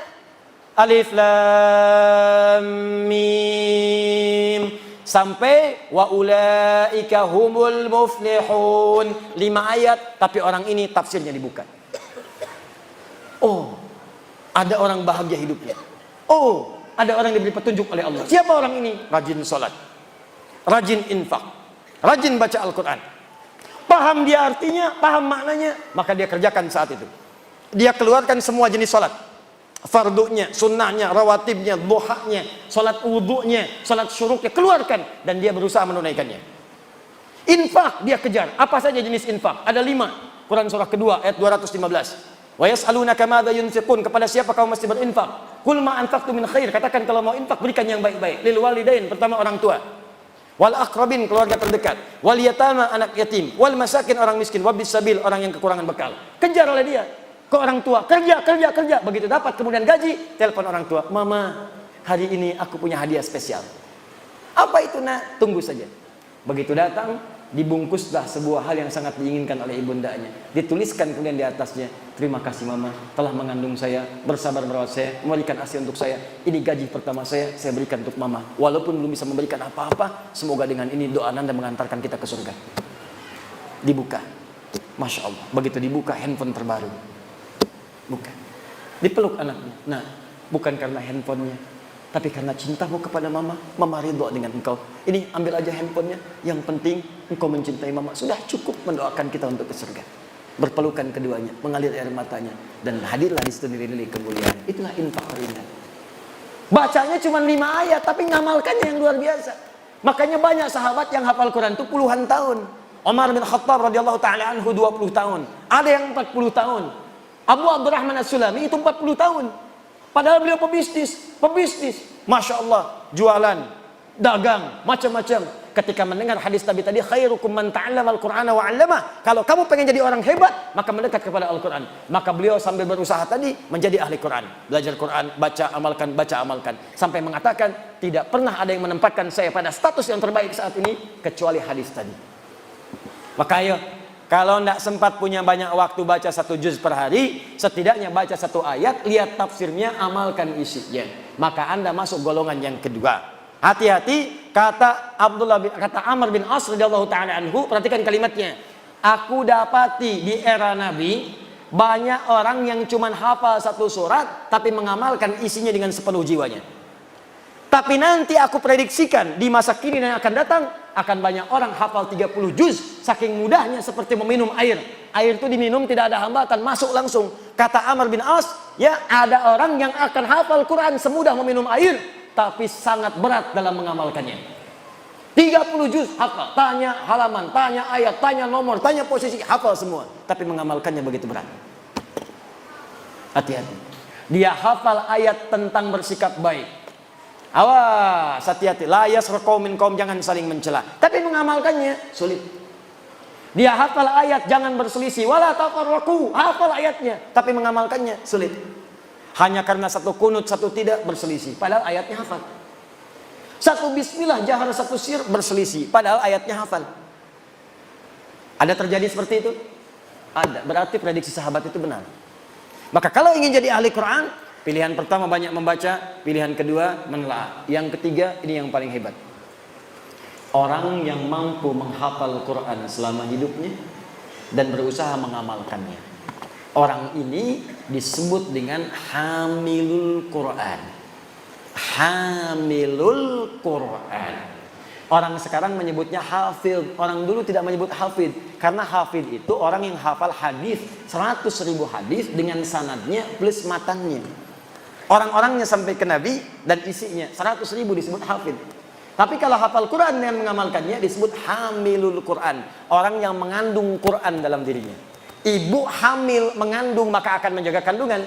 Makan makanan yang baik, ya, cari yang bergizi, dijaga perilaku supaya bayi yang dikandung itu baik, sehat keluarnya. Janinnya bagus, bayi bagus. Maka orang yang mengandung Al-Quran pun akan menjaga Quran dalam dirinya. Dia akan menjauh dari yang haram, menjauh dari perkataan yang buruk, dan dia kejar untuk mendapatkan status yang terbaik. Itulah yang paling indah. Nah, saya ingin tutup. Saya ingin ajarkan dengan cepat bagaimana menghafal Quran 30 juz dengan cara yang cepat. Insya Allah kami berdoa kepada Allah diberi jalan isyarat dari Al-Quran langsung, menghafal Quran langsung dari Al-Quran. Kita sudah coba, alhamdulillah ada keberhasilan. 30 hari 30 juz. 30 hari 30 juz. Saya pernah coba utak-atik, coba itu paling cepat 30 jam. Kalau mau diatur waktunya sepekan, 7 hari 30 juz. Ya paling lambat 30 hari 30 juz. Bagaimana cara mendapatinya? Nanti saya tunjukkan beberapa anak-anak. Nanti saya tinggalkan satu staf di sini karena kita nanti akan ada gerakan untuk seluruh wilayah di Indonesia, khususnya yaitu menjadi ahli Quran. Menjadi ahli Al-Quran. Target kita setiap tahun 100.000 orang paling minimal. Saya tidak tahu apakah Anda akan menjadi bagian dari itu kembali kepada Anda masing-masing. Tapi kami buka, kami sebarkan ya supaya semuanya menjadi bagian yang terindah menurut pandangan Allah Subhanahu wa taala. Malam ini saya akan tutup dalam 10 menit ke depan. Nanti saya tunjukkan selama 5 menit adik-adik kita yang hadir pada malam hari ini. Nanti saya tunjukkan mereka yang sudah berusaha menghafal Quran 1 juz, 2 juz, 3 juz, bukan sekedar menghafal tapi dengan nomornya, dengan posisinya, dengan ayatnya dan seterusnya.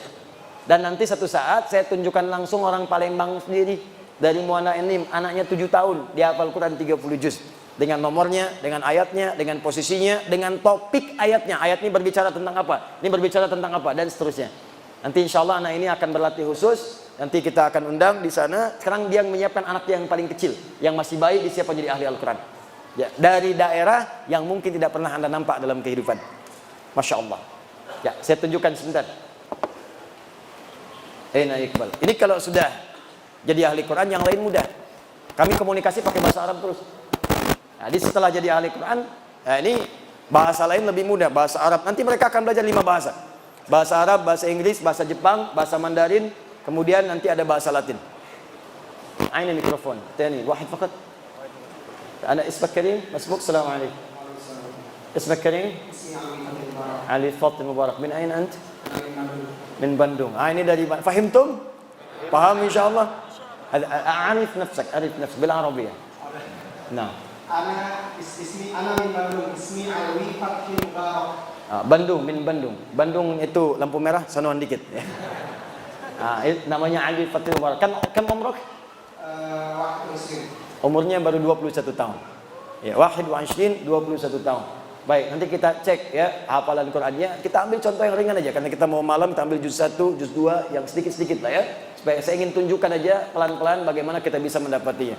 Ya Alwi, umur 21 tahun. Ya. Bisa bahasa Indonesia? Baik. 21 tahun. Ayat 21. Ya ayyuhan nas wa'budu rabbakum alladzi khalaqakum wal ladzina min qablikum la'allakum tattaqun. Surat apa itu?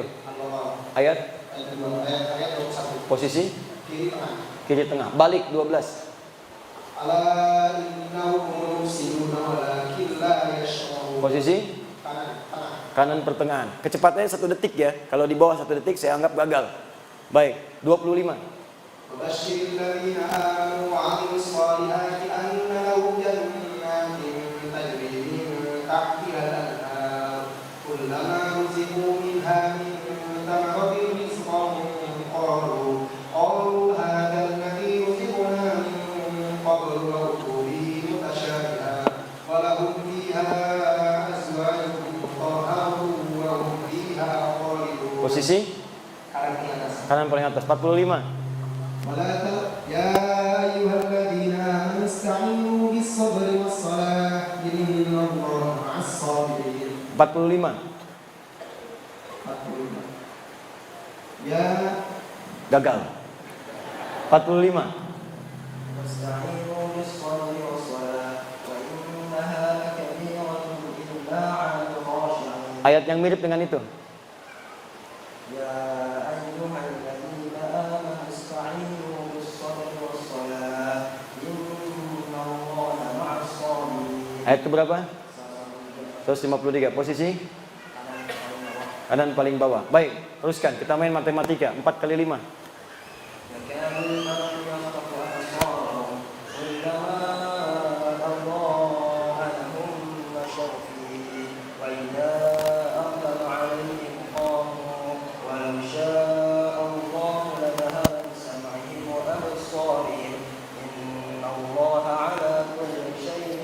Saya tidak pernah menyiapkan pertanyaan sebelumnya. Ayat keberapa itu? 20. Posisi? Kiri, kanan, atas, tengah, bawah. Tengah agak ke atas. Baca mundur. 20, 19, 18, 17. وكان البرق يخطف أبصارهم كلما أضاء لهم مشوا فيه وإذا أظلم عليهم قاموا ولو شاء الله لذهب بسمعهم وأبصارهم إن الله على كل شيء قدير 19. أو كصيب من السماء فيه ظلمات ورعد وبرق يجعلون أصابعهم في آذانهم من الصواعق حذر الموت والله محيط بالكافرين 18.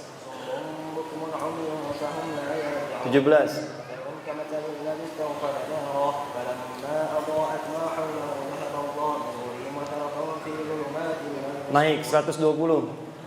ولا ترضى عنك اليهود ولا النصارى حتى تتبع ملتهم قل إن هدى الله هو الهدى ولن اتبعت أهواءهم بعد الذي جاءك من العلم إنك إذا وما لكم من الله من ولي ولا نصير 134.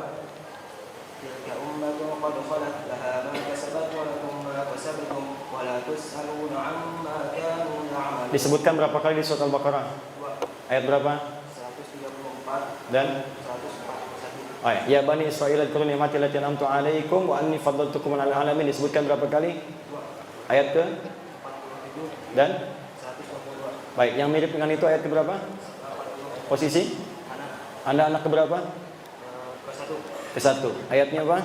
Alif Lam Mim. Sebutkan nomor handphonenya. Nolnya, a'udzubillah. A'udzu billahi minasy syaithanir rajim. Qadamallahu ala qulubihim wa ala sam'ihim wa ala absarihim ghishawatun wa lahum 'adzabun 'adzim. Dihitung dulu nomor handphonenya. Hafal nomor handphonenya enggak? Insyaallah Ustaz. Insyaallah. Baik. Ya Allah. ومن الناس من يقول آمنا بالله وباليوم الآخر وما هم بمؤمنين في قلوبهم مرض فزادهم الله مرضا ولهم عذاب أليم بما كانوا يكذبون أولئك على هدى من ربهم وأولئك هم المفلحون أعوذ بالله من الشيطان الرجيم إن الذين كفروا سواء عليهم أأنذرتهم أم لم تنذرهم لا يؤمنون ختم الله على قلوبهم أعوذ بالله من الشيطان الرجيم ختم الله على قلوبهم وعلى سمعهم وعلى أبصارهم غشاوة ولهم عذاب عظيم في قلوبهم مرض فزادهم الله مرضا ولهم عذاب أليم بما كانوا يكذبون. Berapa nomor handphonenya? 089 50 60 79 48. Baik. Sudah menikah? Belum. Kalau mau menikah dengan berapa? Alif Lam. Baik. Khair insyaallah. Enggak, saya cuma contohkan aja. Nanti ada anak-anak lebih kecil lagi. Ada yang akhwat juga ada. Bahkan ada yang dari Wajo, dari Sulawesi sana, ya ada. Dari Wajo, dari Lampung, dari Bandung ada. Insyaallah nanti kita bulan depan itu ada buka karantina. Ya, nanti di Bekasi pusatnya kita sediakan rumahnya, ada rumah khusus untuk akhwat ada, untuk ikhwan ada. Dan nanti kita buka juga di beberapa tempat wilayah Indonesia. Ya, belajarnya gratis karena kita ngajar ini untuk Al-Qur'an. Ya, Al-Qur'an enggak boleh ngambil biaya. Jadi belajarnya gratis, Anda cuma dapatkan nanti mushaf, cari untuk buku, Anda belajar di situ, silakan 30 hari karantina. Tapi saya bukan ingin sampaikan itu. Risalah kita, visi kita adalah bagaimana menjadi ahli Al-Quran. Malam ini, bagi yang nggak sempat ke Bekasi, atau ke Lampung, atau ke Bandung, belajarlah di Palembang di rumah masing-masing. Saya akan ajarkan bagaimana caranya, supaya cepat mendapatkan itu semua. Saya butuh 5 menit, boleh insya Allah? Siap? Baik. Nanti saya tinggalkan satu orang staf di sini. Kalau pengen nanya-nanya, dia akan ada di sini nanti sampai dengan besok. Silakan mau tanya bagaimana sistemnya, caranya, belajarnya, sampai nanti kalau ada grup seperti apa masuk grupnya. Ini nggak ada kepentingan lain kecuali untuk Al-Quran saja. Tidak ada yang lainnya. Karena itu kalau Anda ingin jadi ahli Quran, silakan gabung. Tapi kalau ingin cari dunia, jangan coba-coba masuk karena Anda hanya akan kecewa. 1. Saya ingin sampaikan pertama, kalau ingin memulai menghafal Quran, maka biasakan dulu untuk berusaha membaca dengan lancar.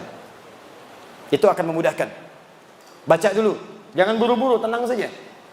Bahkan ketika Nabi ingin cepat-cepat bisa baca hafal Quran, kata Allah malah jangan buru-buru. Quran surah 75 ayat 16 sampai 18, paling kanan sebelah bawah. La tuharrik bihi lisanaka lita'jala bi. Muhammad, jangan cepat-cepat gerakan lidahmu untuk cepat menguasai bacaannya. Inna alaina jam'ahu wa qur'ana fa idza qara'nahu fattabi' qur'ana. Kami yang akan himpun Al-Quran dalam jiwamu, cukup ikuti bacaan yang membacakan, kamu ikuti, kami buat kamu mampu mengikutinya. Siapa yang bacakan? Jibril. Ini menunjukkan guru. Nanti kalau Anda benar menghafalnya, gak usah buru-buru. Nanti ada orang yang saat dibacakan seketika Allah tanamkan dalam jiwanya seketika hafal. Sekali saja. Di pertama, latihan baca dulu. Usahakan sampai punya kemampuan baca itu 1 juz bisa selesai dalam 20 sampai 30 menit. Usahakan. Kalau tak mampu 40 menit, 50 menit. Kalau bisa sampai ini 20, 30, 40, insya Allah akan lebih mudah hafal Quran 30 hari dalam 30 juz dalam 30 hari. Usahakan baca dulu, baca. Sekarang bagaimana cara menerapkan hafalannya? Pelan-pelan. Nanti Anda bisa di rumah nih, silakan praktekkan. Ya, Ashraf itu tidak datang ke Bekasi. Yang bimbing ibunya saja, di rumah sama ibunya, anak 7 tahun. Di rumah. Tapi konsisten, begitu dikerjakan hafal 30 juz dengan nomor, dengan halaman, dengan segalanya. Nanti insya Allah sesaat kita tunjukkan. Nah, setelah ingin memulai kemudian hafalan Qurannya, cari mushaf. Cari mushaf. Di sini ada mushaf, boleh pinjam?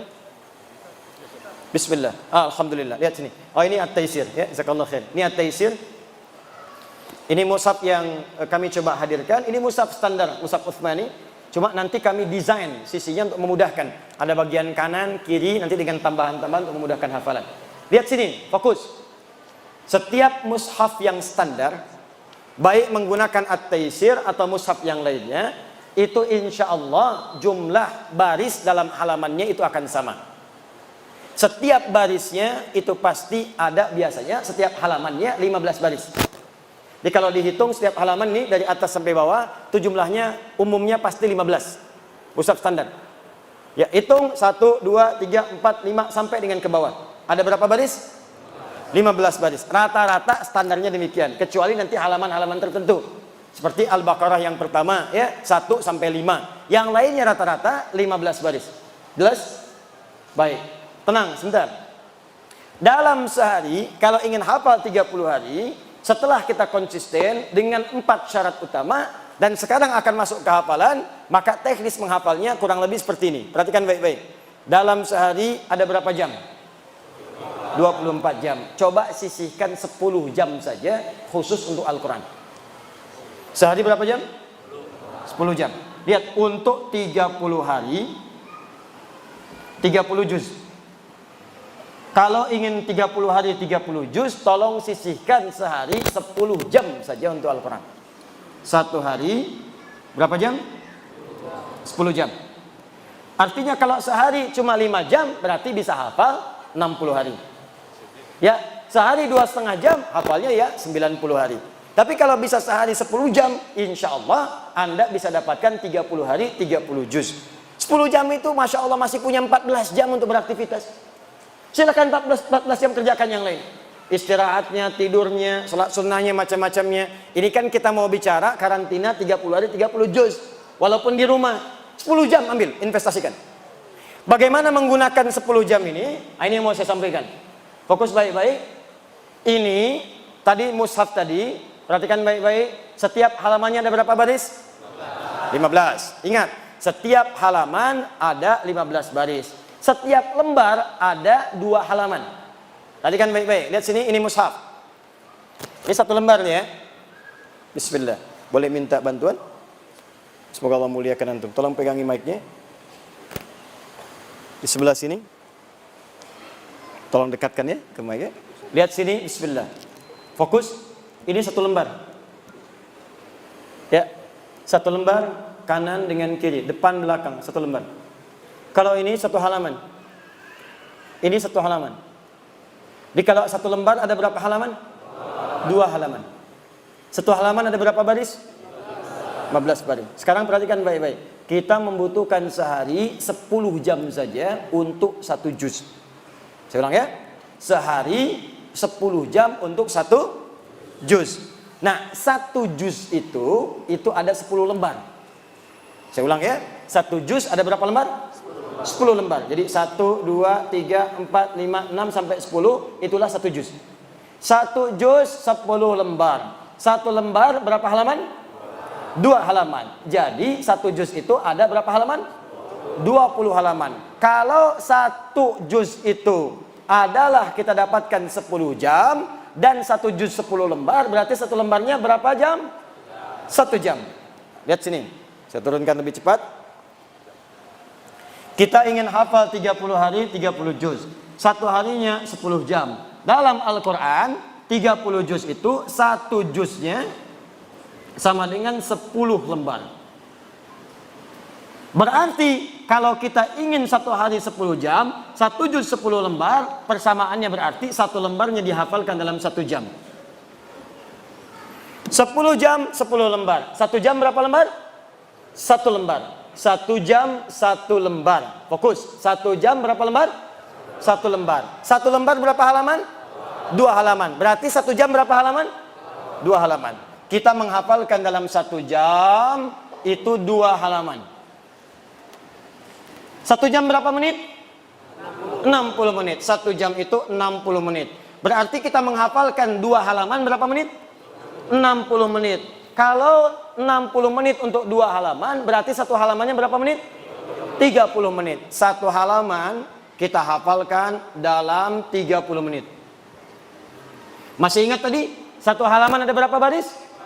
15 baris. Kalau 1 halaman 15 baris, berarti 1 barisnya kita dapatkan 2 menit.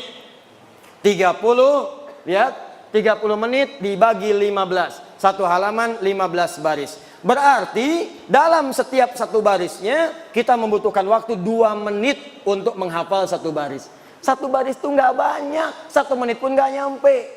Alif lam mim dzalikal kitabu la raiba fi 1 baris. Hudal lil muttaqin, apakah ada 2 menit? Tidak. Jadi sebetulnya kita punya kemampuan 2 menit, apalagi kalau rajin baca. Baca. Makanya tadi saya katakan dari awal, coba biasakan baca sampai kita lancar baca. Kalau sudah lancar, menghafalnya mudah. Jangankan mau menghafal, sering baca itu, mau dihafalkan sudah hafal. Coba, kenapa banyak orang-orang sekarang, bahkan dulu hafal Yasin? Padahal nggak pernah berusaha menghafal. Karena sering dibaca, baca, hafal.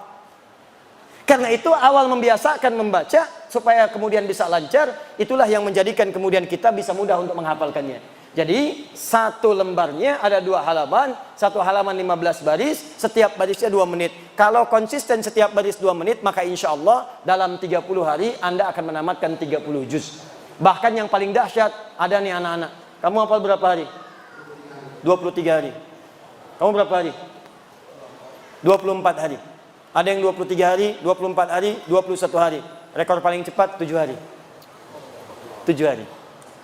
Karena kebiasaan dan cintanya kepada Al-Quran. Nah, apakah setiap yang lancar bacaannya menghafal seperti ini bisa hafal 30 hari? Belum tentu. Karena ada 4 syarat yang lainnya. Saya percepat. 1 adalah keikhlasan, ikhlas. Lakukan karena Allah. Termasuk jangan pernah terlintas menghafal Quran pengen jadi hafid. Kalau pengen jadi hafid, gak usah menghafal Quran, ganti nama jadi hafid. Perempuannya hafidzah. Lalu fotolah samping boneka hafid dan hafidzah. Sudah, ikhlas lillah. Mau dikasih berapa juz pun terserah, yang penting saya cari pahala. 2, fokus. Fokus. Gunakan fokus.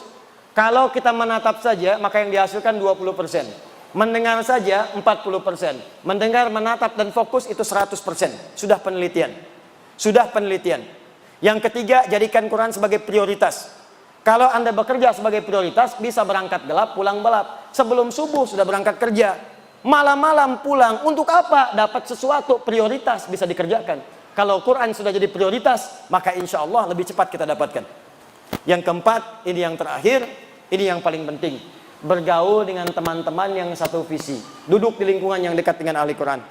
Siapkan. Jangan sendirian. Kalau bisa cari partner untuk memudahkan kita untuk mendapatkan Al-Quran yang kita harapkan. Insya Allah, nanti setiap tahun kita punya target. Saya akan undang Anda semuanya. Nanti ada syekh saya dari Timur Tengah juga. Nanti ada satu momen besar. Kita mulai ada gerakan menghafal. Dalam jangka setahun kita akan kumpul lagi. Kemarin kita di Istiqlal. Kita undang teman-teman semua. Ayo mulai menghafal sekarang. Praktekan. Insya Allah nanti ada satu channel kami di YouTube Adi Hidayat Official. Itu channel resmi. Itu khusus untuk tampilan-tampilan yang singkat dan nanti motivasi untuk Al-Quran. Untuk tayangan TV ada di Akhir TV. Untuk sementara Akhir TV itu sekarang sedang dalam penyempurnaan dulu. Jadi mungkin sebulan tidak tayang dulu. Nanti khusus untuk tayang acara TV saja 24 jam. Ya, ada tentang ahli Quran, tentang hafid, tentang talk show, tentang macam-macam. Itu di Akhir TV. Untuk official, di situ nanti ada bimbingan-bimbingan singkat, ada tausiah singkat, dan nanti program terdekatnya adalah bagaimana program cepat untuk menghafal Al-Quran. Siap insya Allah? Yakin? Kalau misalnya kami akan kirimkan perwakilan ke sini untuk mengajar menghafal Quran. Mau? Siap? Yakin? Takbir? Nanti kita akan diskusi dan mereka semua orang-orang ikhlas yang langsung kami biayai untuk datang untuk mengajar. Dan mereka tidak kami pernah berikan bekal. Kami berikan bekal pertama kali adalah jangan mengambil sepeser pun dari setiap yang belajar. Kecuali silahkan kalau ingin dapatkan bukunya, ada infak, ada apa, mushafnya kami cetak sendiri. Kami ada rezeki, kami cetak, kami bagikan gratis. Ya, buku-buku kalaupun ada bergabung silahkan. Tapi poin pertama, lakukan semua karena Allah Subhanahu wa taala. Jelas insyaallah? Baik, itu yang bisa disampaikan malam hari ini. Jadi kesimpulannya, saya ingin mudah-mudahan dengan izin Allah kita berjumpa kembali di surga kelak sebagai ahli Al-Quran, menghadap Allah sebagai ahli Al-Quran, bertemu Rasulullah sebagai ahli Al-Quran, dan kita mendapatkan janji Allah wafatnya husnul khatimah dan jasadnya dijaga oleh Allah utuh sampai dengan hari kiamat sebagai ahli Al-Quran. Saya ingin sampaikan terakhir, ada orang Turki hidupnya cinta dengan Al-Quran. Saking cintanya dia menuliskan mushaf dengan tangannya sendiri. Dia baca Quran dari situ sampai kemudian wafat. Singkatnya setelah wafat, ini kisah nyata. Setelah wafat, ini nyata luar biasa. Setelah wafat, mushafnya kemudian tidak ditemukan. Anaknya saat menunaikan haji di Madinah, tiba-tiba kemudian masuk ke satu toko, ditemukanlah mushaf bapaknya di situ dalam tulisan tangan. Heran, ini dari mana mushaf? Kata orang ini, saya temukan dari seorang penjaga kubur yang datang ke sini dari satu kuburan menjual mushaf ini karena menginginkan satu kebutuhan. Mana orangnya? Ketika dikejar bertemu dengan orang itu, dikejarlah. Dari mana kamu temukan mushaf ini? Kata orang ini, dari satu kuburan, saya gali di atasnya ada mushaf. Begitu diajak kemana? Di mana tunjukkan kuburannya? Diantarkan ke sana. Begitu dibuka, ternyata kelihatan jasad bapaknya masih utuh. Yang tidak banyak orang tahu, bapaknya ini dikuburkan di Turki. Tiba-tiba munculnya di Baqi di kota Nabi. Ini yang dimaksud oleh Nabi SAW, almar'u ma'aman ahabba. Seorang itu akan diwafatkan bersama yang paling dicintai. Kalau dia cinta dengan Rasulullah, dia akan bertemu dengan Rasulullah. Dia cinta dengan Al-Quran, maka dia akan disatukan dengan Qurannya dan menjadi syafaat untuk kehidupannya sampai kembali kepada Allah Subhanahu wa taala. Kita berdoa kepada Allah Subhanahu wa taala, mudah-mudahan Allah mengabulkan doa-doa kita dan semoga Allah Subhanahu wa taala memberikan kemuliaan kepada kita semua. Sebelum berdoa, sesuai janji saya supaya janji saya tertepati. Ya, supaya tidak meninggalkan masjid ini kecuali janji tertepati. Mohon 1-2 saja saya sebutkan ini supaya saya bisa jawab, janji saya tertepati. Yang lainnya nanti saya jawab dalam channel YouTube Adi Hidayat Official insyaallah. Tolong nanti disimpan ini ya di staf kami dan kita akan jawab supaya teman-teman bisa mengetahui apa yang ditanyakan. Assalamualaikum Ustaz. Assalamualaikum warahmatullahi wabarakatuh. Boleh rujukannya Ustaz? Kitab-kitab rujukan karya Mbah Hashim Asy'ari yang ringan untuk dipelajari. Adabul Alim wal Muta'allim. Kitab pertama ditulis oleh beliau. Beliau menulis 19 kitab. Kami punya 19 koleksinya, kami menghafalkannya. Kitab pertama Adabul Alim wal Muta'allim. Kitab adab penuntut ilmu, bagaimana cara mencari ilmu, bagaimana cara mengajarkan ilmu. Itu kitab bagus sekali, isinya hadis-hadis Nabi sallallahu alaihi wasallam karena beliau pun ahli hadis. Silahkan pelajari kitabnya. Kami mengajarkan kitab ini di Masjid Al-Azhar di Bekasi. Besoknya saya mengajar, malamnya saya bermimpi bertemu Gus Dur. Saya katakan, Gus, besok saya mau ngajar kitab ini. Beliau kemudian tersenyum. Itu saja. Kitab keduanya, Risalah Ahlus Sunnah wal Jamaah. Bicara tentang masalah akidah. Di situ disebutkan tentang akidah yang berlaku di tanah Jawa dan sekitarannya, dan akidah-akidah yang menyimpang.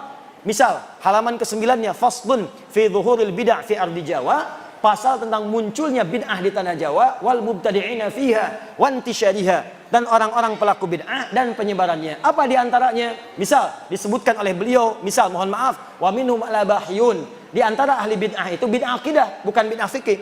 Adalah abahiyun. Siapa mereka? Orang-orang yang bagus amalannya sebetulnya ahli zikir, cuman salah kesimpulan jadi konslet.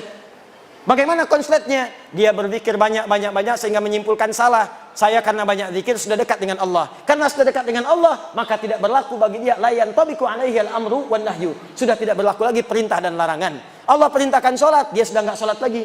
Kenapa? Bagi dia orang sholat itu baru latihan. Kalau sudah dekat Allah nggak perlu sholat lagi. Ala bidzikrillahi tatmainnul qulub. Yakinlah dengan zikir kepada Allah, itu hati menjadi tentram. Aqimi sholata li dzikri, tunaikan salat supaya ingat kepadaku. Kata mereka, kami sudah ingat jadi enggak perlu salat lagi. Maka orang ini, kata beliau, orang ini aliran yang menyimpang, bid'ah dhalatun mudillatun. Dhalah, sesat dan menyesatkan. Jadi kalau Anda datang nanti bertemu syekh kiai pakai jubahnya lebih lebar daripada Batman, ya misal, ya, walaupun pakai pecinya bagus, Anda datang kelihatan ahli zikir. Tiba-tiba datang waktu zuhur datang, dia masih kemudian ngobrol dengan Anda tanyakan, Pak Kiai, misal, Ustadz, ini sudah zuhur, apa enggak sholat dulu? Lalu dia katakan, adik masih belajar. Kalau Yai, sekarang jasadnya ngobrol, ruhnya sedang sholat.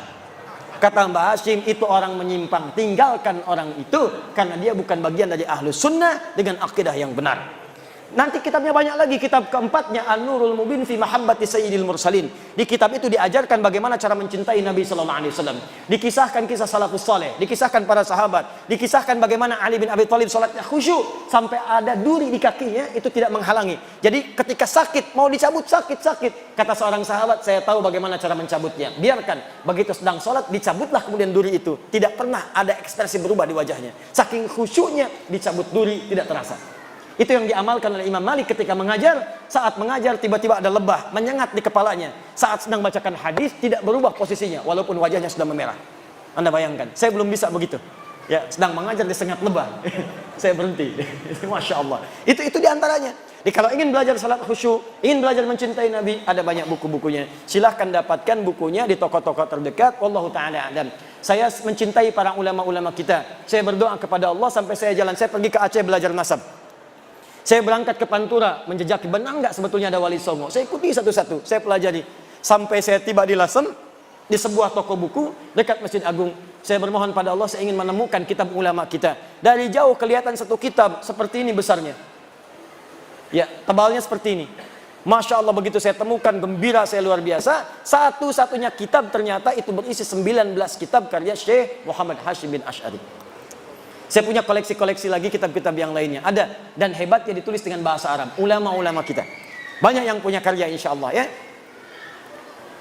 Ustadz, apakah lebih baik kuliah dulu baru menikah atau kuliah sambil nikah? Mustahil ada orang kuliah sambil nikah. Mustahil. Masya Allah. Masya Allah. Masya Allah. Nggak ada orang kuliah sambil nikah. Kuliah ya kuliah, nikah ya nikah. Kalau mau nikah, ya izin kuliah dulu. Baik ya. Boleh menikah dengan perempuan sekampung? Tidak, sekampung mau dinikahi kan? Sama juga dengan yang ini, menikah sambil kuliah. Maka saya sarankan, saya nasihatkan dengan hadis Nabi, ya ma'syaras syabab, yai pemuda-pemuda milenial, man istata'a minkumul ba'ata falyatazawwaj. Kalau sudah mampu, sudah siap, psikologisnya siap, untuk akadnya siap, kemampuan pernikahannya siap semuanya, falyatazawwaj, silahkan menikah. Itu lebih baik, lebih bisa menahan nafsu dan seterusnya. Kalau belum mampu, gampang, fa'alaika bisyam fa innahu kana lahu wijaun. Maka puasa. Cek dulu, kalau dengan menikah itu mohon maaf misalnya bisa lebih maslahat, lebih baik silahkan menikah. Tapi kalau dengan menikah itu misalnya lebih mengganggu pada pelajaran, tidak bisa konsentrasi, tidak bisa maksimal, maka banyak-banyak puasa insyaallah. Jelas ya? Kalaupun sedang belajar tiba-tiba wafat misalnya, maka itu dihitung sebagai syahid, di akhirat diberikan minimal 70 bidadari. Masya Allah. Ya. Kalau syahid. Kalau tidak ya tawakal saja ya. Saya sudah jawab 2, minimal sudah saya jawab, sehingga saya menepati janji saya. Yang lainnya kita jawab nanti lewat official insyaallah. Mari kita berdoa kepada Allah Subhanahu wa taala. Semoga doa kita diijabah oleh Allah Subhanahu wa taala, diampuni dosa-dosa kita, dan dijabah semua hajat kita. Ada 3 sunnah Nabi dalam berdoa dalam ta'lim. 1 cukup dengan hamdalah, 2 kifaratul majlis kalau ada hal yang dipersengketakan, dan ketiga berdoa Nabi, sahabat mengikuti. Saya ingin gabungkan ketiganya, mudah-mudahan fadilahnya dan keberkahannya disempurnakan oleh Allah Subhanahu wa taala. Alhamdulillahi Rabbil Alamin Ar-Rahmanir Rahim Maliki Yawmiddin Iyyaka na'budu wa iyyaka nasta'in Ihdinas siratal mustaqim Siratal ladzina an'amta 'alaihim ghairil maghdubi 'alaihim waladdallin Alhamdulillahi hamdan syakirin hamdan na'imin hamdan yuwafi ni'amahu wa yukafi'u mazidah Ya Rabbana lakal hamdu wa lakal syukru kama yanbaghi li jalali wajhikal karim wa li 'azimi sultanik Allahumma salli wa sallim wa barik ala rasulikal karim nabiyyikal amin sayyidina Muhammadin wa ala alihi wa sahbihi ajma'in Rabbana la tada' lana fi maqamina hadha fi kulli maqamin dhanban illa ghafartah. Ya Allah, kami mohon jika ada satu orang hamba pun yang datang ke ta'lim pengajian di malam hari ini datang dengan lumuran dosa, jangan biarkan dia meninggalkan majlis ta'lim ini kecuali Engkau telah ampuni segala dosa-dosanya. Allahumma wala hamman illa farajtah. Jika di tempat ini ada yang pernah gelisah hatinya, jangan biarkan dia meninggalkan majlis ilmu ini kecuali Engkau telah tenangkan keadaan jiwanya. Allahumma wala maridan illa syafaitah. Jika ada di antara kami atau keluarga kami, kerabat kami tengah Engkau uji dengan penyakit seberat apapun, maka mohon dengan keikhlasan amalnya angkat dan sembuhkan segala jenis penyakitnya. Allahumma wala dainan illa qadaitah. Ya Allah, jika ada di antara kami yang terlilit utang piutang dalam hidupnya, maka mohon berikan keluasan rezeki kepadanya untuk melunasi utang-utangnya. Allahumma ya arhamar rahimin taqabbal minna ya Allah, taqabbal minna jami'a amalina, salawatina qiyamana wa ruku'ana wa sujudana, wa tammim taqsirana ya Allah ya rabbal alamin. 'Allimna ma yanfa'una. Allahumma 'allimna ma yanfa'una wa waffiqna ya Allah, wa waffiqna bi an na'mala ma ta'allamna. Ya Allah, ajarkan kepada kami ilmu yang bermanfaat dan berikan bimbingan kepada kami untuk mengamalkan apa yang telah kami pelajari. Allahumma idza kana hadhihi al-lailah min baqiyati ayyamina faj'al baqiyata ayyamina ya Allah hayatan thayyibah. Ya Allah, jika memang malam hari ini adalah malam awal permulaan kehidupan kami ya Allah, supaya lebih baik dari sebelumnya, maka bimbing hari-hari kami sebelum kami wafat menjadi lebih baik daripada sebelumnya. Allahumma ja'alna min ahlil Qur'an. Ya Allah, jadikan kami termasuk jadi ahli Al-Qur'an. Waj'alil Qur'ana sahiban lana fid dunya wa syafi'an lana fil akhirah. Jadikan Al-Qur'an teman kami di dunia, pemberi syafaat bagi kami di akhirat ya rabbal alamin. Nawwir ya Allah quburana bi nuril Qur'an, dan mohon berikan cahaya di alam kubur kami dengan cahaya Al-Qur'an. Ya Allah, idza kana hadhihi al-laila min akhir ayyamina faj'al ya Allah akhir ayyamina husnal khatimah. Ya Allah, jikapun malam ini malam terakhir kami hidup, mohon jadikan malam ini sebagai husnul khatimah. Tawaffana muslimin biqauli la ilaha illallah Muhammadur Rasulullah. Ya Allah, wafatkan kami dengan mampu mengucapkan kalimat la ilaha illallah Muhammadur Rasulullah. Wa ajib kalimatan min qaulika ya ayyatuhan nafsul mutmainnah irji'i ila rabbika radiyatan mardiyah fadkhuli fi ibadi wa dkhuli jannati. Ya Allah, mohon jawab kalimat kami di akhir hidup kami, di sakarat maut kami ya Allah, dengan kalimat-Mu ya ayyatuhan nafsul mutmainnah. Hei jiwa-jiwa yang tenang, irji'i ila rabbika radiyatan mardiyah. Cepat pulang kepada Rabbmu, aku ridha dengan amalmu, engkau pun akan ridha dengan pemberianku. Wadkhuli fi ibadi wadkhuli jannati. Masuk ke dalam golongan hambaku, aku siapkan surga untukmu. Allahumma ya arhamar rahimin tubna ilaika ya Allah. Ya Allah, kami tobat di malam hari ini. Kami tobat ya Rabb. Jauhkan kami dari maksiat. Jangan Engkau wafatkan kami dalam keadaan sedang bermaksiat ya Rabbal alamin. Allahumma tawaffana ya Allah wa nahnu taibun. Wafatkan kami sedangkan kami orang-orang yang tobat. Ampuni dosa-dosa kami ya Allah. Allah hafadh ulama'ana. Jaga para ulama kami ya Rabbal alamin. Waj'alhum mukhlasin fi da'watihim. Jadikan mereka orang-orang ikhlas dalam beramal. Waj'al umara'ana udala, dan jadikan para pemimpin kami orang-orang yang adil dalam kehidupan mereka ya arhamar rahimin. Allahumma rabbana atina fid dunya hasanah, fil akhirati hasanah wa qina adzaban nar. Bifadlika subhana rabbika rabbil izzati amma yasifun. Wassalamun alal mursalin. Wa akhiru da'wana subhanakallahumma bihamdika asyhadu an la ilaha illa anta astaghfiruka wa atubu ilaik. Alhamdulillahi rabbil